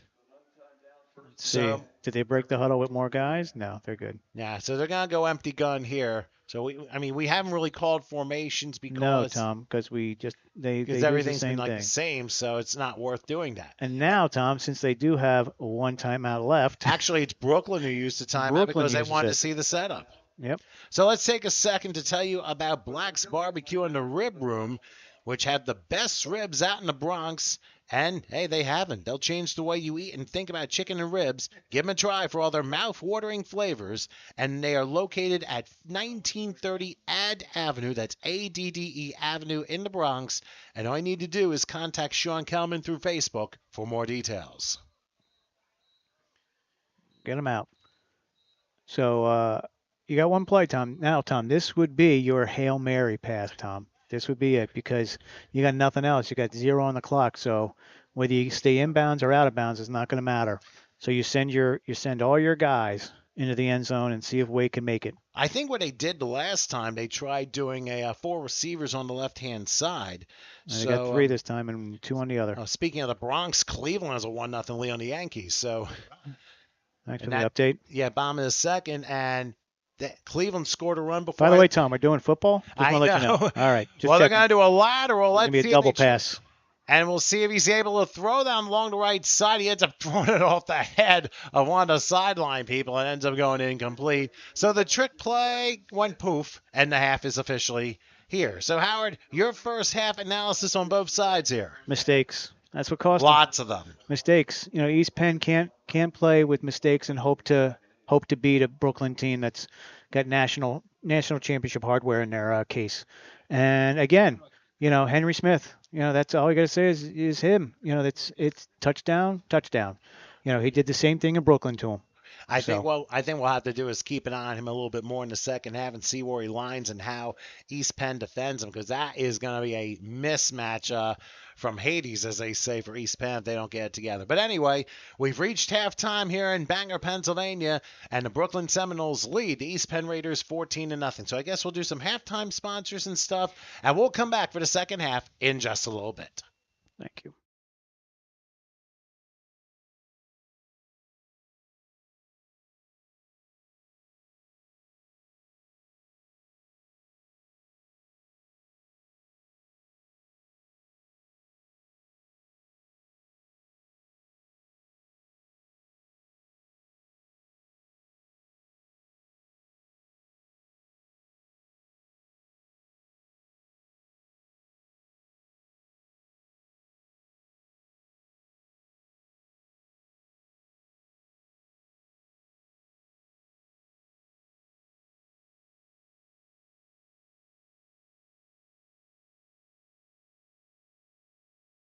So you're hurting. Is it your back or your knee? That old football injury? Get the rehabilitation you need. In most cases, you won't need a script from your doctor. In Pennsylvania and New Jersey, a law called Direct Access lets you see a physical therapist without a prescription. And if your insurance requires a prescription, physical therapy at St. Luke's will work with your doctor to get you the care you need that is covered. Let us speed up your recovery. We're in your neighborhood. Call Physical Therapy at St. Luke's.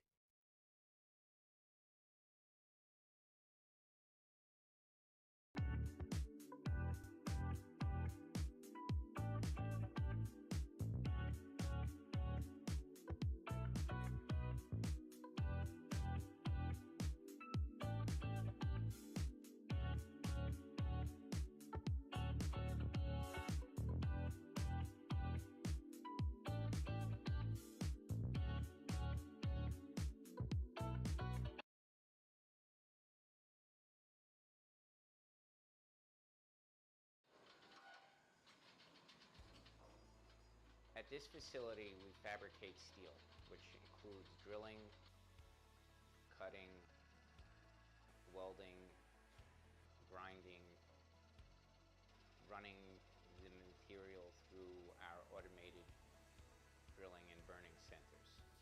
Then we put the steel together, and then we either paint it or deliver it just to the job site. We're a steel bridge and building fabricator. We need to constantly be creative on a daily basis. And where construction goes next, we're going to adapt.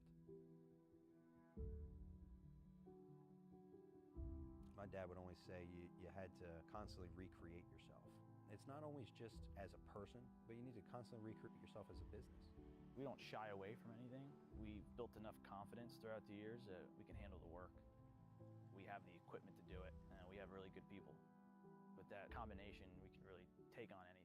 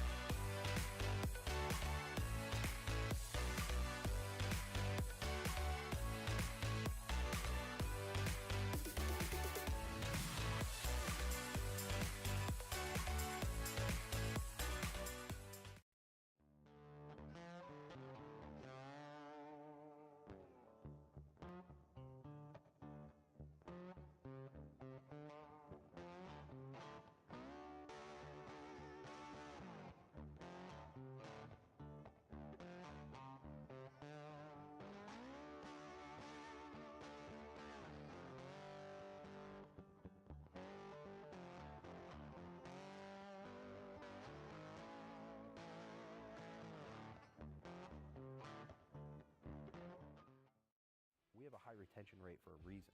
I believe in promoting from within. I never wanted a ceiling over my head. I always wanted to be able to strive to get to the places that I wanted to be.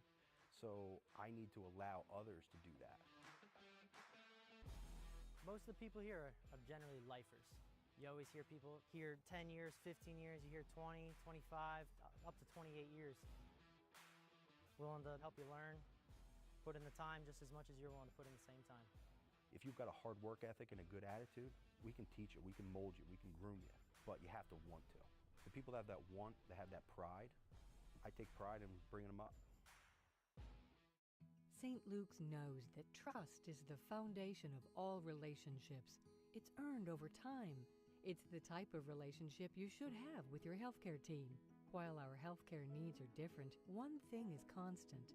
St. Luke's is focused on building a lasting relationship with you, earning your trust and putting your well-being first. When it comes to great healthcare, trust is essential.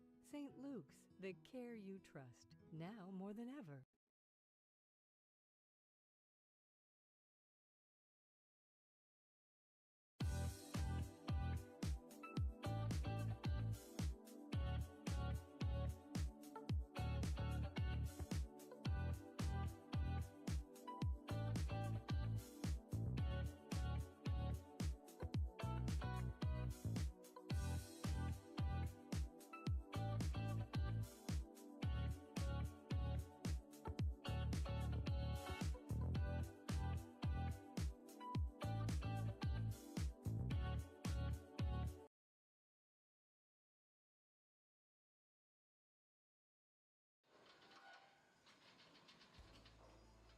At this facility, we fabricate steel, which includes drilling, cutting, welding, grinding, running the material through our automated drilling and burning centers. Then we put the steel together, and then we either paint it or deliver it just to the job site. We're a steel bridge and building fabricator. Gary Uther Jr. Pleasure. Aruga's Grill House and Sports Bar. You guys are on fire, man. Well, started Ruga's Grill House and Sports Bar in 2008. We were the winner of America's Next Top Restaurant franchise, nationwide contest put on by Cisco Foods. Over 250 restaurants from around the country. The grand prize was they paid for us to get franchised, and that's kind of how we started it all. And it's a grill house and a sports bar. So you got two activities, two zones, you might say, with 100 TVs in every one of your bars, right? Correct. Yeah, we believe that you can have a family dining experience and compete really with that casual dining market. Then we also have a bar in the area. So they're two different environments. So if you want to come for happy hour, we got a great location for you. If you want to come with the family or your sports team after a Little League game, we have a family dining area as well. So you just did a home run. Talk about this deal you just made. Well, we signed a deal for 15 units throughout the whole New England territory. We're going to be doing our first build from scratch Arugas, and we see that as really going to be a flagship property. And then you guys also have your own beer with Sam Adams? Yes, Sam Adams makes us Aruga's Amber Ale. We also brew our own Aruga Light, and we have a vodka as well. It's called Segura. It's Aruga's backwards. Let's talk about the investment. All right. Well, we got a franchise fee of $39.5.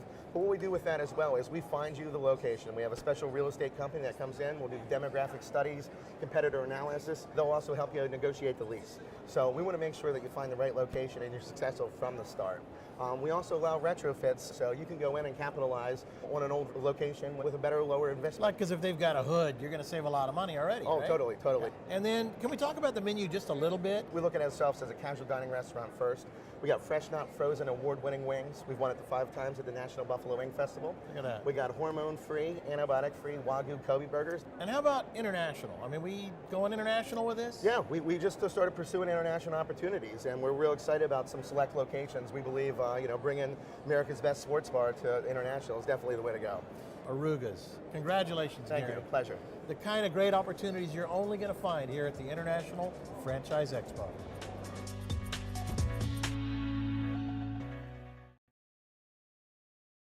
Back. All right, back here at Bangor Memorial Park Stadium. Tom Wilkins here along with Howard Gaber about to start the third quarter with the East Penn Raiders digging themselves a big hole as the Brooklyn Seminoles, 2 late touchdowns, one on offense, one on a 102-yard pick six, both by Henry Smith. And that's why the Seminoles lead 14-0 as we begin the second half of play. Howard, what do you think now the East Penn Raiders have to do since Brooklyn will get the ball to start the second half? You think the defense have to really dig in a little bit more? I don't think it's a defensive problem. Again, they gave up another touchdown on offense, which they did against the Seahawks, and that's what put them behind the 8 ball, and they couldn't come all the way back from that. So I think the defense is set. I think it's, offense, and that's your offensive coordinator's job. You got, we've got several factors out there that we know. First of all, they've had a few false starts, which you usually don't get out of them. And you also had, some negative plays, where you can't do that against a Brooklyn team. And you get a 50-50 ball, and it tips off of somebody else, and Henry Smith picks it up and goes 122 yards. So that'd be hard to 122 maybe. You can't really factor that in. But the defense is playing well. They only gave up the one play once they had a 15-yard penalty. So that's what I'm looking for. I'm looking for some changes on offense. They got to get their snaps down, Tom. That's basic, right? We had a whole half here. That they could have been practicing snaps. They could have been doing long snaps. If they're comfortable with the player they have and they're comfortable with what's going on, then you know what? You don't need to practice it. But, we've seen, no consistency out of it right now. And that's what you want out of your snapper. And I think that's going to be a key thing as we begin this third quarter of play. Once again, we're here at Bangor Memorial Park Stadium. It's also known as Paul Farman Stadium. He's named after the former longtime successful football coach here at Bangor High School as well as Pius X High School. Just a little background on Farman. He became the head football coach at Bangor High School back in 1975. He stayed with the Bangor Slaters till 1998, had a record of 173-79 with 6 draws, most wins in school history. Slaters play their home games here on this field, but prior to arriving in Bangor, Farnan had successful coaching runs at Pius X in Roseto and also at Warren Hills High School for 6 years. So Warren Hills, close by. That's not far away here in North Central Jersey. So his overall record in his career, 231 wins, 107 losses, 13 draws. Now, Farnan guided Bangor to 4 Colonial League titles, 1 District 11 AA championship, and 2 Eastern Conference championships, along with 2 District 11 runner-up finishes. Now, Paul Farman, he is a veteran of the U.S. Navy and a member of the Bangor High School Athletic Hall of Fame, the Lehigh Valley Football Hall of Fame, the Beaver County Football Hall of Fame, and also the Pennsylvania Football Coaches Hall of Fame. So, very celebrated coach. 4 Hall of Fames, obviously a celebrated career for all his years of coaching, and that's why here in Bangor, Pennsylvania, they've named the stadium after him. And we go drinking together all the time. I'm just kidding, Tom. I wasn't sure you were kidding the first time when we were talking about it before kickoff, you know? But it's a great area, Tom. It's way up here. This is an hour and a half ride for me from my house. And we've been in Allentown with the East Penn. We've been several different stadiums, and this may be the furthest north we've been with the East Penn Raiders at home. I think you are a little bit right because of course, last year we were at Kutztown University for a couple of their home games, and of course Salisbury High School for a few of the games. It's a very familiar place for us. But here, this is kind of like a little bit out of the way, maybe 10, 15, kind of like in between Bethlehem and Strasburg, Pennsylvania, for those of you wondering on the map where we're located. So for me, I mean, like you said, Harry, about an hour and a half for you, about 2 hours for me. So worth the drive, but worth coming to do games for, that's for sure. Certainly got a pretty entertaining one. Yep. So, here we go with the kickoff, and let's see what we get out of it. They haven't had to yet. So this is their first kickoff of the game, and it doesn't come till the second half. You are correct about that. And I don't know if they really want to go Sean Payton and try and sneak in an onside kick to begin the second half and get themselves back in the game. No, but that is basically... If you look on camera, folks, you'll see that there's a huge gap in between the front line. Oh, there you go. Someone's moving into there. But there is a large gap, Tom. That's about, 20 yards, 25 yards in between the two lines? That is correct. That's the spot. If you can get it there. That's the key, having to be precise with the kick, and it would have to be more of a directional correct kick, if anything else. Yeah, get that bounce, you never know. All right, referee about to blow his whistle, and we'll be set for the second half in just a moment. There we go. And there's another whistle. All right, well, just making sure everybody's ready whistle for play. Usually expect one whistle before kickoff, but not two. But, hey, every refereeing group is different. All right, it is a kickoff, and the second half is underway, taken at about the 14-yard line. A lot of speed. Running to the 30, and Brooklyn's known for speed. There's a slip tackle, and here he goes to the 45. Oh, stutter step. And getting to about the midfield stripe, and I don't see any flags down, so Brooklyn's going to get some very good field position to start the second half. Yeah, that little stutter step at the end there, trying to get him off guard, get him off balance, and then, pull it out of bounds, so you're not going to get that hit. And we saw that's our 88 guy. That's Josh Burgess on the tackle out there. So he's getting in the game, Tom. He's doing things. He just hasn't had a lot of work yet on the passing game for him. He's been doing more miscellaneous stuff. I mean, he's had a couple of targets toward him, but it's been more the other things he's been doing to try and keep East Penn in this game. Yep, and special teams is huge. We know that. That's a huge part of their game and their defense. So let's see if we can get a quick 4-and-out here and get the ball back and, maybe put something up on the board. All right, so Brooklyn gets started, bringing everybody out very quickly. Looks like they're doing an empty gun. No, it's not. I'm sorry. There's a flag down. I would have to think that something was wrong with the lineup there. The run is to about the 49, but we'll see what the penalty's all about. Yeah, early indication is it's going to be on Brooklyn. Don't know whether it's a alignment or a false start. Let's just see. It's an illegal motion foul, so it's a 5-yard penalty. Probably 2 men were in motion, and they weren't set for a second.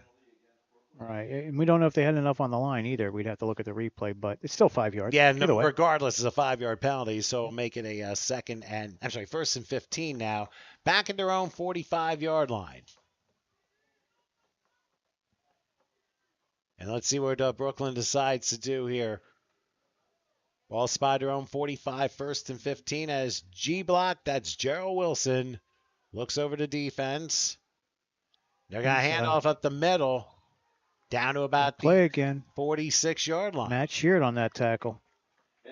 Now, you got to give East Penn some credit. They're hanging in there with Brooklyn. I mean, the defense, with the exception of that 4th down play before a punt, which led to the first touchdown, you have to give this East Penn team a lot of credit. Shutout, Tom. Shutout. That's a shutout. They're pitching against the national championship team. You got good players on their side. They know what they're doing. The linebackers make tackles. It's just containment, containment, containment. And once you make that switch, it looks like they're now containing G Block out there. We'll see. As the Second, fans start to get a little loud, Tom. well, trying to get the fans involved there on 2nd and 15. Here's Wilson. Rolls left. Gonna take a shot downfield. You gotta go for him again. Yes. He's got it. Another catch. I think that's Williams, though. I don't see a number yet. Oh, I'm Yep, sorry. You're that's right. Williams. That is Kareem Williams. We haven't called his game. But guess what? It's coming back. What do we Penalty got, Brooklyn. Tom? What do we got? A hold? Well, it's something. So that long pass is going to be negated. And It's is a hold. indeed a hold. Wow, that's huge, Tom. Huge. You know, they have the receivers. You know, you got Christian Jean-Pierre, you got Henry Smith, and you got Kareem Williams. So you got 3 all-star receivers in semi-pro football. And don't forget about Chris Jean-Pierre, too. I mention Oh, him I'm first. sorry. My bad. It's okay. So after that 10-yard penalty, Brooklyn forced all the way back. And it's going to be all the way to the 32-yard line, it looks like. I'm thinking 38. Oh, I'm Tom. sorry. 38. I thought he had the football. No, he's going to go So it's a 35. 35-yard line. So it's a 10-yard penalty, and now 2nd and 25. And Brooklyn's like, now what do we have to do? Want to try it Well, you again gotta and do get- it from 65 Got to get the yards? first down. That's what they got to do. You got to get it out. I don't know what's going on. Looks like we're talking to maybe it's a wrong spot that we're looking at. Or are they going to say 10 yards from the spot of the foul, or The it could be 50. 10 yards from the previous spot? Could be. Well, this is going to be a discussion that Phil Harding doesn't like. Well, he wants his guys all on the same page. Well, while they talk So- about it real quick, we're presented by maskinstuff.com. Customizable text or draw your own designs. Hey, write your own custom messages to be displayed on the LED lighted mask and have them in a fixed position or adjust the scrolling speed and direction. That could be left, right, up, down, blinking, snowfall, anything like that. You can also play preloaded animations or draw your own custom designs. So get lit at maskinstuff.com. That's MASKNSTUF.com. You can also find them on Facebook. All right, Tom, just to reset, they had actually moved the sticks. That was the problem. So they moved the sticks, so they had to move the sticks back. So that's why the delay was. But it's still going to be a 2nd and 25. Yes. And Brooklyn backed up all the way to like the 35-yard line, and we'll see what G-Block does. Van's starting to yell some defense, trying to get the Raiders going. This will be the Wilson time. back, has plenty of time, and he's going to take off. He runs before he gets a block. Oh, big Midfield, block. that's troublers. Yuck, open field to the 30, the 20, and good night. This time there are no flags. Welcome to the end zone. Or is there a flag? Hold on a second. Hold on. Oh, it's all the way down about the 23. John hit me in the arm. You left a bruise. So let's see what we got here. Well, it's going to be a first down no matter Two flags what. out there, Tom. How'd you miss them, Tom? I don't know, but Jeez. well, 2 flags. But then again, hey, when you get distorted from view with all these players, I mean, sometimes you do miss the flags, but there were 2 down and around the 25-yard line. We'll see what the discussion is. So the touchdown will It's got to be something, Tom, because they're probably not on celebrating right now. Well, I would say it's on Brooklyn, but it's Block. going to be 10 yards in the spot, maybe a block in the back, Yep. but it's still going to be good enough for a first down. Yep. So the penalty is on Brooklyn. And So they kept the sticks, which is good, just in case the stick people now aren't moving, which is very good. Although the down marker did, but we know that. So another critical penalty against Brooklyn. That ends up negating a 65-yard touchdown run by Wilson. But the consolation prize is he does get a first down. Well, it'll be 10 yards from the spot, but it will be a first down, and it will be at the East Penn 35-yard line. So you're talking a 30-yard net overall. And that was on that block downfield by his receiver. That's what sprung him all the way down there. But, you got to be better than that. So defense just has to regroup, come back. You got 2 breaks, right? A holding penalty and now a block in the back penalty. So you got 2 breaks here. So take advantage. But remember, the holding penalty ended up resulting in a 30-yard net gain, which was a first down. But now a handoff up the middle goes to about the There we go. 25-yard line, and There it is. East Penn player got roughed up at the end, and now another late flag comes in. See if they match it up. See if they Oh. match it up. We'll see. but it gets nasty down. Oh, now they're going to they're waving. disregard the flag. Wow. Yeah, sometimes it's one guy instigates the other, and he just takes the pounding. So, keep the game moving. Ends up being a gain of about 3, so it is 2nd and 7 from the 32-yard line. Could have been a dive, Tom. You never know. Well, there's always an embellishment penalties that could happen. Oh, now somebody jumped. A lot of pointing. Everyone's going to be pointing at each other, and East Penn's pointing. No, it went down. East Penn gets hit with a neutral zone infraction. So then, in other words, they were in the neutral zone, and by being in there, the offensive lineman moved, meaning that the reason why he moved was because someone was in the zone there. So that's where you get the 5. A 5-yard penalty, you go from 2nd and 7 to 2nd and Smart 2, move. just like that, at the 27-yard line. And Brooklyn has East Penn on its heels again.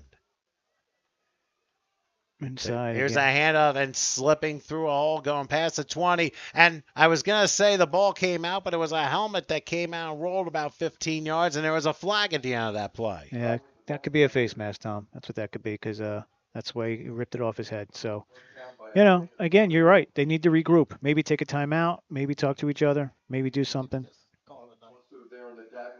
It just seems like the defense is just on its heels, and they don't even know what to do. And there it is. There's a major face mask foul. So it's going to be half the distance of the goal from the end of the play.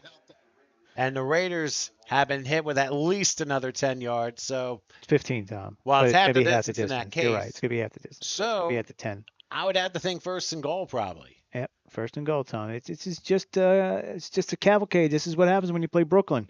You can't make those mistakes, and we know East Penn, they're a good team. But on the level of Brooklyn, they have a long way to go. Well, I wouldn't say a long way. It's just they just have to improve. That's Here's all. a handoff. Oh, what a nice defensive and, stop. And a strip. And it's a fumble. And Bill's calling him down. They did blow the whistle. It looked like Mike Kuzer had stripped the ball out, but the whistle did blow it dead. And I have a feeling the player was down before the ball came out. Yep. And they're not going to review it, I can tell you that, Tom, because there's no review in semi-pro football. They're not coming up here. Can you imagine if we had a surplus, we'd have the equipment to possibly review that play? I mean, we could do a replay here if we wanted to, but yeah, they're coming back though. They're going to come right back with it. So where are we going? Up back. Go ahead. All right, so it'll be it's definitely a loss on the play. 2nd and goal back at about the 16-yard line. So it's a 6-yard loss on the play. Needed that. Stop the flow here. Let's see what Wilson does this time as he looks him back, takes the snap.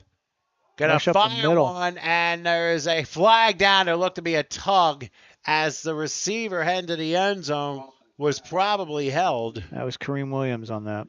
Kareem Williams, the intended receiver, and this time I think it's going to be on the Raiders.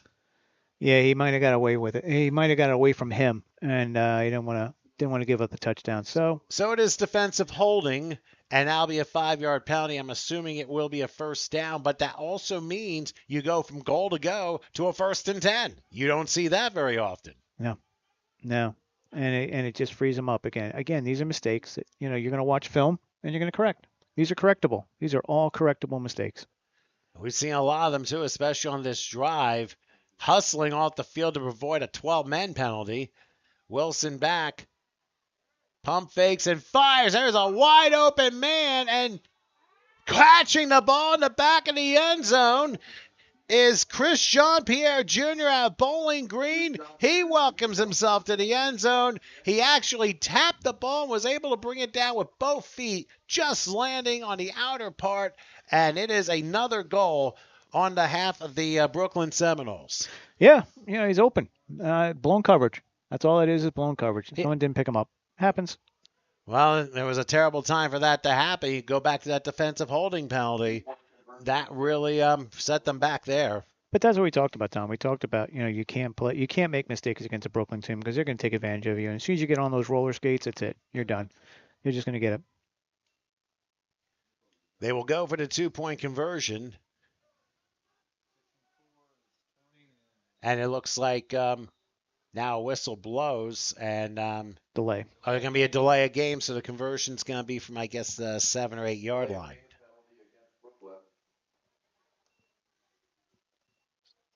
They'll still try the 2-point conversion. I mean, for Brooklyn, this is fairly easy pickings for them. But the last one was intercepted and nearly brought back for a 2-point conversion defensively. So I wouldn't say easy pickings there, Tom, if the guy got intercepted the last time. And now they're back at the 8, not at the 3. I don't know. Get some points on the board. It's a long night. All right, Wilson will take the snap. Big came rush. out unblocked. He's going to lob it, and the pass is going to be incomplete. So the conversion fails, and Brooklyn's lead midway third quarter is 20-0 over the East Penn Raiders. So a little bit of a tough break there. Guess maybe see the replay of that catch? Sure. Let me see if I can find it first. Why actually take a look? We'll remind you, of course, all the replays are presented by Michelin Steel Enterprises, whose purpose is to promote and advance the structural steel and miscellaneous iron fabricating industry and the use of steel construction in Pennsylvania, New Jersey, Delaware, and Maryland. Call 610-395-3472 for more details. They are also located in Bethlehem on 3135 Schoonersville Road. All right, Tom, here it is. So it's the Michelin replay here with the steel and got everything going in the background. So let's see. Yep, he just walks right out. And watch Jean-Pierre. Yep, your D-bag never picked him up in your safety. Yeah, he was able to... that's communication. That's communication, Tom. That's all it is. And again, like we said, fixable, right? Fixable. Very fixable, and obviously have to practice more to know where your guy is. And when that happens, a man's wide open. Veteran teams like Brooklyn are going to take advantage of that. And we've seen it. We see it in the NFL every weekend, blown coverage, and guys not covering and guys looking at each other saying, I thought we were in man and we're in zone. And, so it's not just them. It's everybody. So, like I said, sit back, watch film, take it in, and make the corrections. All right, the Seminoles will kick it off. Low directional kick here. An up man takes it about the 30-yard line. Able to escape one tackle, and he'll pow his way to about the 42. So a decent return, and we'll see what East Penn does with their first drive of the second half and try and get some points on the board. Feeney with the return, Tom. Not bad for the up man. And running back. And good awareness by him to grab it and try to get as far as he could. Now it's going to be up to the Raiders to see if they can get into the end zone. They've had some positives, but they've also had a lot of mistakes, especially on the penalty front. Yeah. And that's what we're saying. It's a theme. When you play Brooklyn, you speed up. We have a personal foul face mask, Tom, on the end of the play there, so they're going to add that yardage on top. These games always seem to have a lot of penalties when these two teams meet, regardless of who's playing. It's a rougher game. It's a much rougher game, Tom, and we've done these for a while, so we know. But the guys have to. Oh, it's on East Penn. Sorry. Oh, wow. Yeah. So they must have blocked him and done that. But yeah, we've seen it. We've seen where it's you get up tempo, and it's up tempo, so you have an opportunity for more plays than normal. So you're gonna get more infractions, you're gonna get more roughings, you're gonna get that type of stuff because instead of maybe having 105 plays or 100 and whatever plays, you're in the 130s, 140s. So more guys are going to be seen, and more guys are going to have to make a difference out there. Okay, so East Penn will now have it after the major penalty. Ball is spotted at the 28-yard line. Let's see what Wade will do here on 1st and 10, and the receiver on the right side gets a little bit of a fast start. That snap count, again, that's mistakes, that you've got to go back in the huddle and you got to correct, and you move on from it. That's all. We're not gonna keep harping on it. They're playing against a national championship team, so you're gonna make those mistakes because you want to do something for your team, and that's the end result. Is you want to be out there and doing something. I definitely agree, but when teams play Brooklyn, is it normal for them to commit those numbers of penalties? Yes, because they put it in you. They're speeding you up. So 1st and 15. As the ball's at the 23-yard line, not sure what I just heard in the background here. Wade. It's a window, Tom. And he tried to get out from a tackle and could not do it, and ends up getting sacked back inside his own 20-yard line. So you take your possession, you just give up the touchdown. First play from scrimmage is a false start. Second play is a sack. So now you're back double sticks, probably 12, 13 yards, Tom, and you got to try to run offense. So 2nd and a long way to go probably second and about 20. Ball spotted about the 19, so we're going to say second and 19 coming up. So we'll see. Wade's had some nice passes. He's able to find his receivers a few times, especially in the second quarter on a drive that could have given them points. But it got a bad bounce and an interception that returned to 102 yards. So Wade has to quickly think about that. And he may call his own number running. He does, crossing the 20, Good, positive crossing yardage. the 30, and he pops his way to 34. So he gets most of the yardage back and forces a third and manageable. Yeah. Yeah. Excellent. And a late flag. Let's see what we got. Yeah, Phil's had enough out there. You could see him. He's signaling both guys, that he's had enough, and it's the bickering, it's the after the play. So let's see what he says. Let's see what we get. If we get both. Well, it looks like he is signaling disqualifications on both sides. So I would have to believe that this is after the play, so it's going to be 3rd and 4 unless somebody had an extra personal foul thrown in. So right now, at least Wade has put the Raiders in position here. If he's able to get the first down, he could possibly get some momentum here.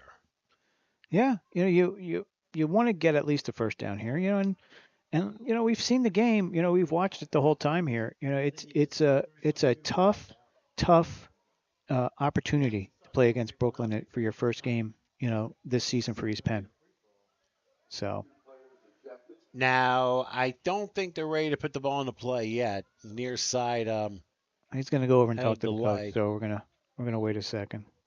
So we will have an official timeout. While they discuss real quick, we'll remind you this game presented by St. Luke's Orthopedic Specialists, which implements a collaborative program that joins together orthopedics, sports medicine, rheumatology, physical therapy, and sports performance to determine the best course of action for each and every patient. Check them out at 484-526-1735 or visit them in Allentown at 501 Satronia Road. So it is going to be 3rd and 4. Obviously, there's been a lot of football games today. Of course, big one to state of Pennsylvania, at least involving a Pennsylvania team being Penn State. They kept it close with Michigan, and Michigan scored 25 in a row, won 41-17. Hey, Tom, the number 1 team in the country lose? What was that, college basketball score? 52-49 Tennessee. Love the Vols. And the Vols are going to be a top 5 team next week. No question about that. They are back. All right, here is Wade. Let's see if he runs. He pump fakes. He's going to get a first down as he steps out of bounds around the 40. Let's see where they spot it. Yes, they're going to move the chains. Wow. Wade does it by himself. It was 2nd and 19, and in 2 plays was able to move the chains. So good job by Darius Wade keeping his team in it. Excellent work. Excellent work. A little ball fake there, losing a little G block on his offense there, which is, again, you get the first down, you keep the chains, you keep moving, and let's build on it. That's what we do is we build. So it is 1st and 10 from the 40-yard line. And we will see what happens with Wade as he looks everything over. I wouldn't be surprised if Brooklyn tries to come out with a jailbreak blitz at some point. Won't be now. Here's a throw left side. And is that a catch? No, it's wide. It is a catch, Tom. But it's incomplete because Manny was out of bounds. Yep, Manny Stewart, the intended receiver, was a little bit out of bounds, so it is ruled incomplete, 2nd and 10. By the way, I heard the Tennessee 52-49, we said the final score. Alabama tried a game-winning field goal with 15 seconds left and missed. Tennessee got it 2 plays later, 4 seconds left. Oh, wow. Kicked a 40-yard field goal as time expired. And Knoxville is celebrating just like Philadelphia is today. Yeah, they're flipping cars. I can tell you that. Well, I would hope. Fires everywhere. I would hope not. Stores, if you want a TV, go to Tennessee. All right, go to Knoxville. I'm sure you can find one. You don't Rocky topple that. Anyway, 2nd and 10 from the 40-yard line as Wade stands and now does a handoff, and Brooklyn wants none of it. High snap just threw the whole timing off. Yeah, and now late flag again. So let's see what we got now. And another flag coming from the near side. So not exactly sure what happened there, but we have regular football and we have some flags going. Tom, we got it's after the play, it's post play, and it's unsportsmanlike. These are all unsportsmanlikes. And you got Brooklyn. And it's on Brooklyn, so that's going to be a first down. Yep. And they're going to put the ball in Brooklyn territory after the 15-yard penalty. So those penalties are keeping the East Penn drive alive. And giving them yardage. We've seen it. The first half it was the other way around. And both a couple bad teams penalties. and both teams have been guilty. Yeah, it's not just one team. So when coaches and fans yell and scream that it's only East Penn, it's not. It's been both teams, and we've seen it the whole game. And it's been fairly called by this officiating crew. Yeah. Yes, John. Next to us, John, our referee, says they're going to end up with about 10, 11 players on each side at the end of the game. Oh, because of all these penalties. All right, so and the refs. Phil Harding's going to have to play quarterback. So 1st and 10 now at the 49-yard line of Brooklyn. Wade gets a good snap under a blind rush, and a pass a little bit low and incomplete.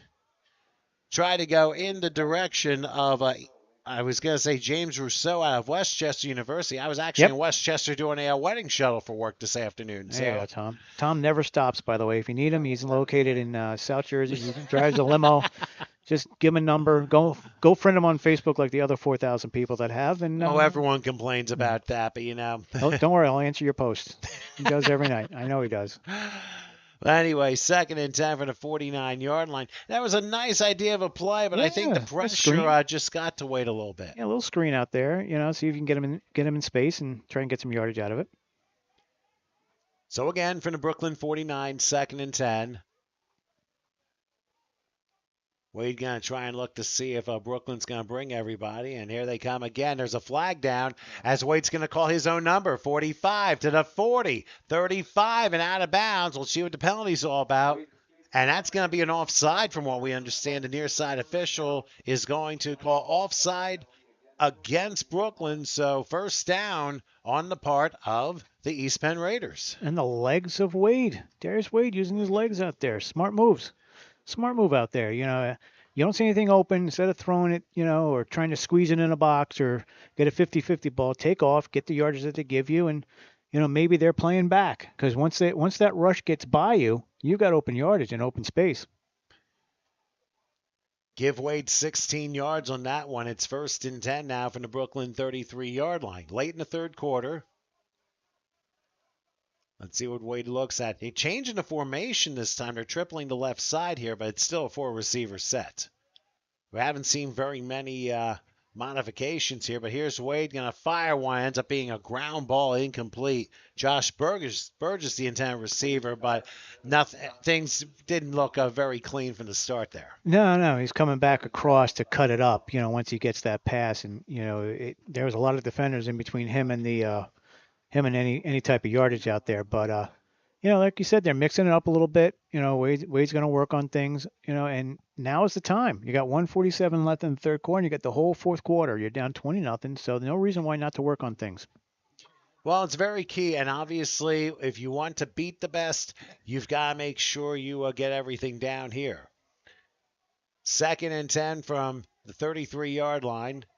Got to get a score here. Well, that's the key. You got to make sure you get some points on the board and not leave points on the field. Good snap there as Wade has some time. And now he's going to motor. Oh, that might not have been the best decision on that. Probably not, because he went down a little awkwardly at about the 31, so it may have gotten 2 on the play. Keith Watson again. I think that's like the third time he's drilled somebody out there. But, it's no one's open. And if that's what Wade sees, then he sees no one open. And he's going to pull the ball down and take it. About 1.5 yards on the play, so it forces a 3rd and a pretty long 8 coming up.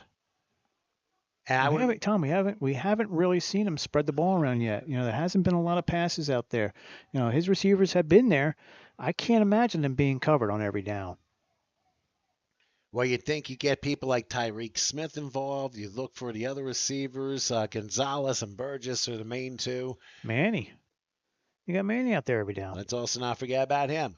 On 3rd down, here is a throw for Wade. He has a man open, and it's just a little out, incomplete. Oh, that was close. That was Manny. And they had him intended, Manny Stewart, that time, and just a little bit off. But the right idea, it forces 4th down. So I would have to say they should have to go. Yeah, you probably have to go before you're down 3 scores. No decision. But now, we haven't seen Burgess get that catch yet, and make some, post catch yardage, some yak, out there. Yardage after the catch. That's the way you say it. But again, you just wait. You wait and see. It's getting late, Tom, early. That's what they say. That is the truth.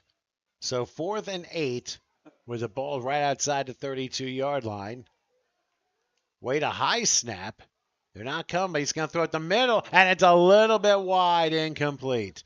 They went in the direction of Shane Walsh, but he couldn't come up with it, and the East Penn Raiders turn it over on downs. And we go back. So, we saw some good things from that drive, though, right? Some very good things.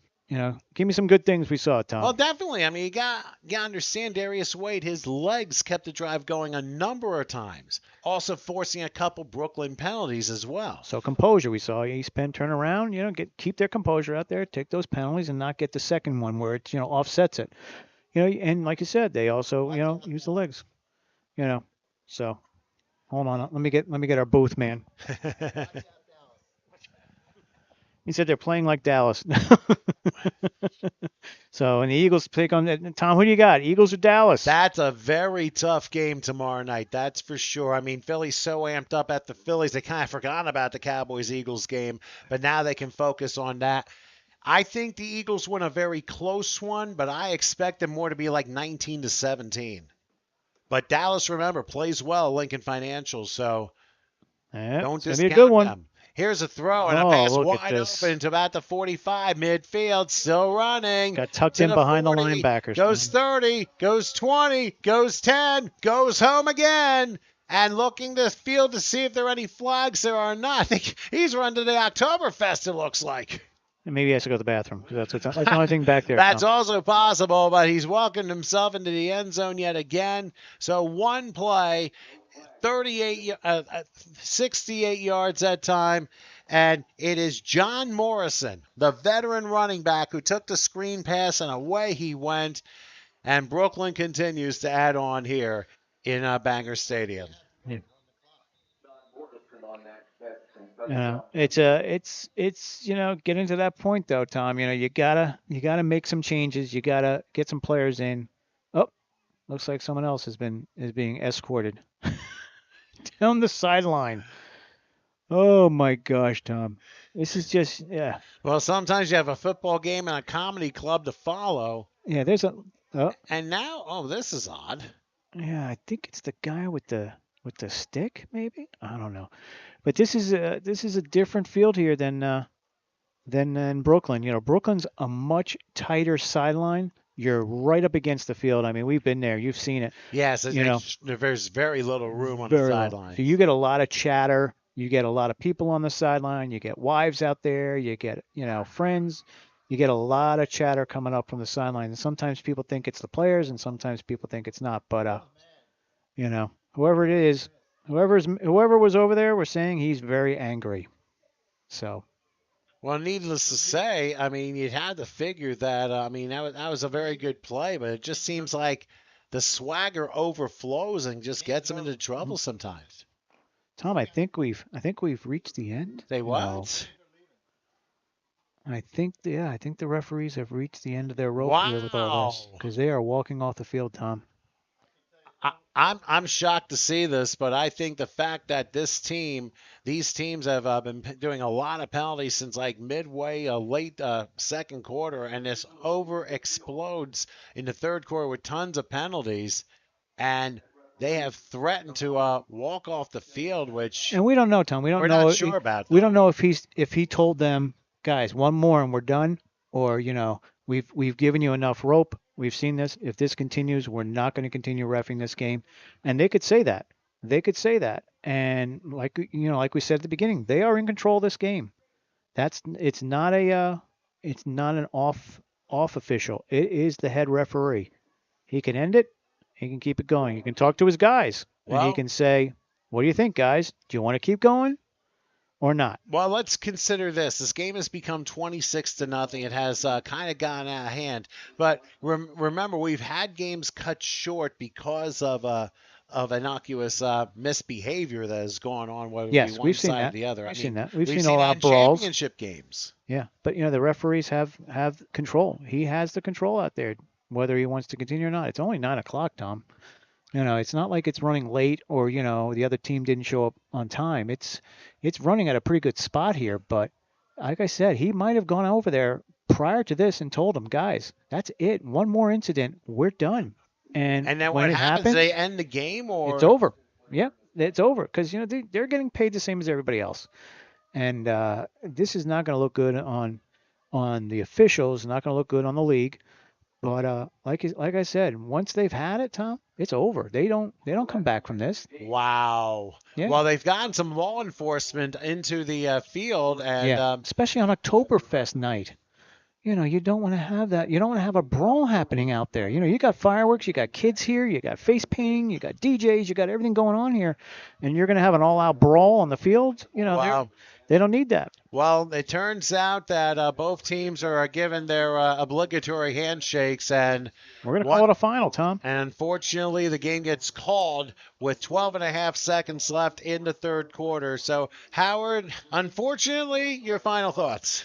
My final thoughts are, it's a shame it ended this way, but again, this is a family-friendly park, and you don't want to have that type of exhibition out here if it gets out of hand anymore, because now you're already at 26-0. So you end it, and again, that's his decision, not ours, not the press box, no one, not the fans. It's on the referee. So I can understand why they have a police presence here, Tom. Yeah, that's very true. And hopefully it's nothing else. But at least some of the Brooklyn players are now coming to the East Penn side and showing some respect, especially after some hard hitting in this one. So I guess we can say we can wrap this one up. Let's real quick reminder of our sponsors for East Penn Raider football: St. Luke's Orthopedics, Michelin and Steel, Hokie Eagles Football and Cheering, Aruga's 100 Grill House and Sports Bar, Black's Barbecue and the Rib Room, Mushlitz Excavating, and maskinstuff.com. So thank you, of course, for our sponsors. We're, of course, subscribed to HSG Network. Subscribe. We'd love to have you. Yeah, I'm sorry I didn't even say that earlier, but please subscribe. We've got more events coming, especially in a couple of weeks. So once you find out something new is going to happen, you'll get the notification for it. So yeah, Tom, we may have a playoff game. We're going to have we probably are going to have a Hillsborough playoff game for a Friday night, and we should have an East Penn playoff game. Hopefully, if everything works out, could be home, could be not. We'll see, but. We definitely have two teams that are going to be in the playoffs. Well, most certainly will be looking forward to that. So that's it here from Bangor Memorial Stadium here in Bangor, Pennsylvania, and Paul Farman Stadium. Your final score: the Brooklyn Seminoles 26 and the East Penn Raiders nothing in a game that was shortened. For Howard Gaber, I'm Tom Wilkins. Thanks for joining us here on HSG Network.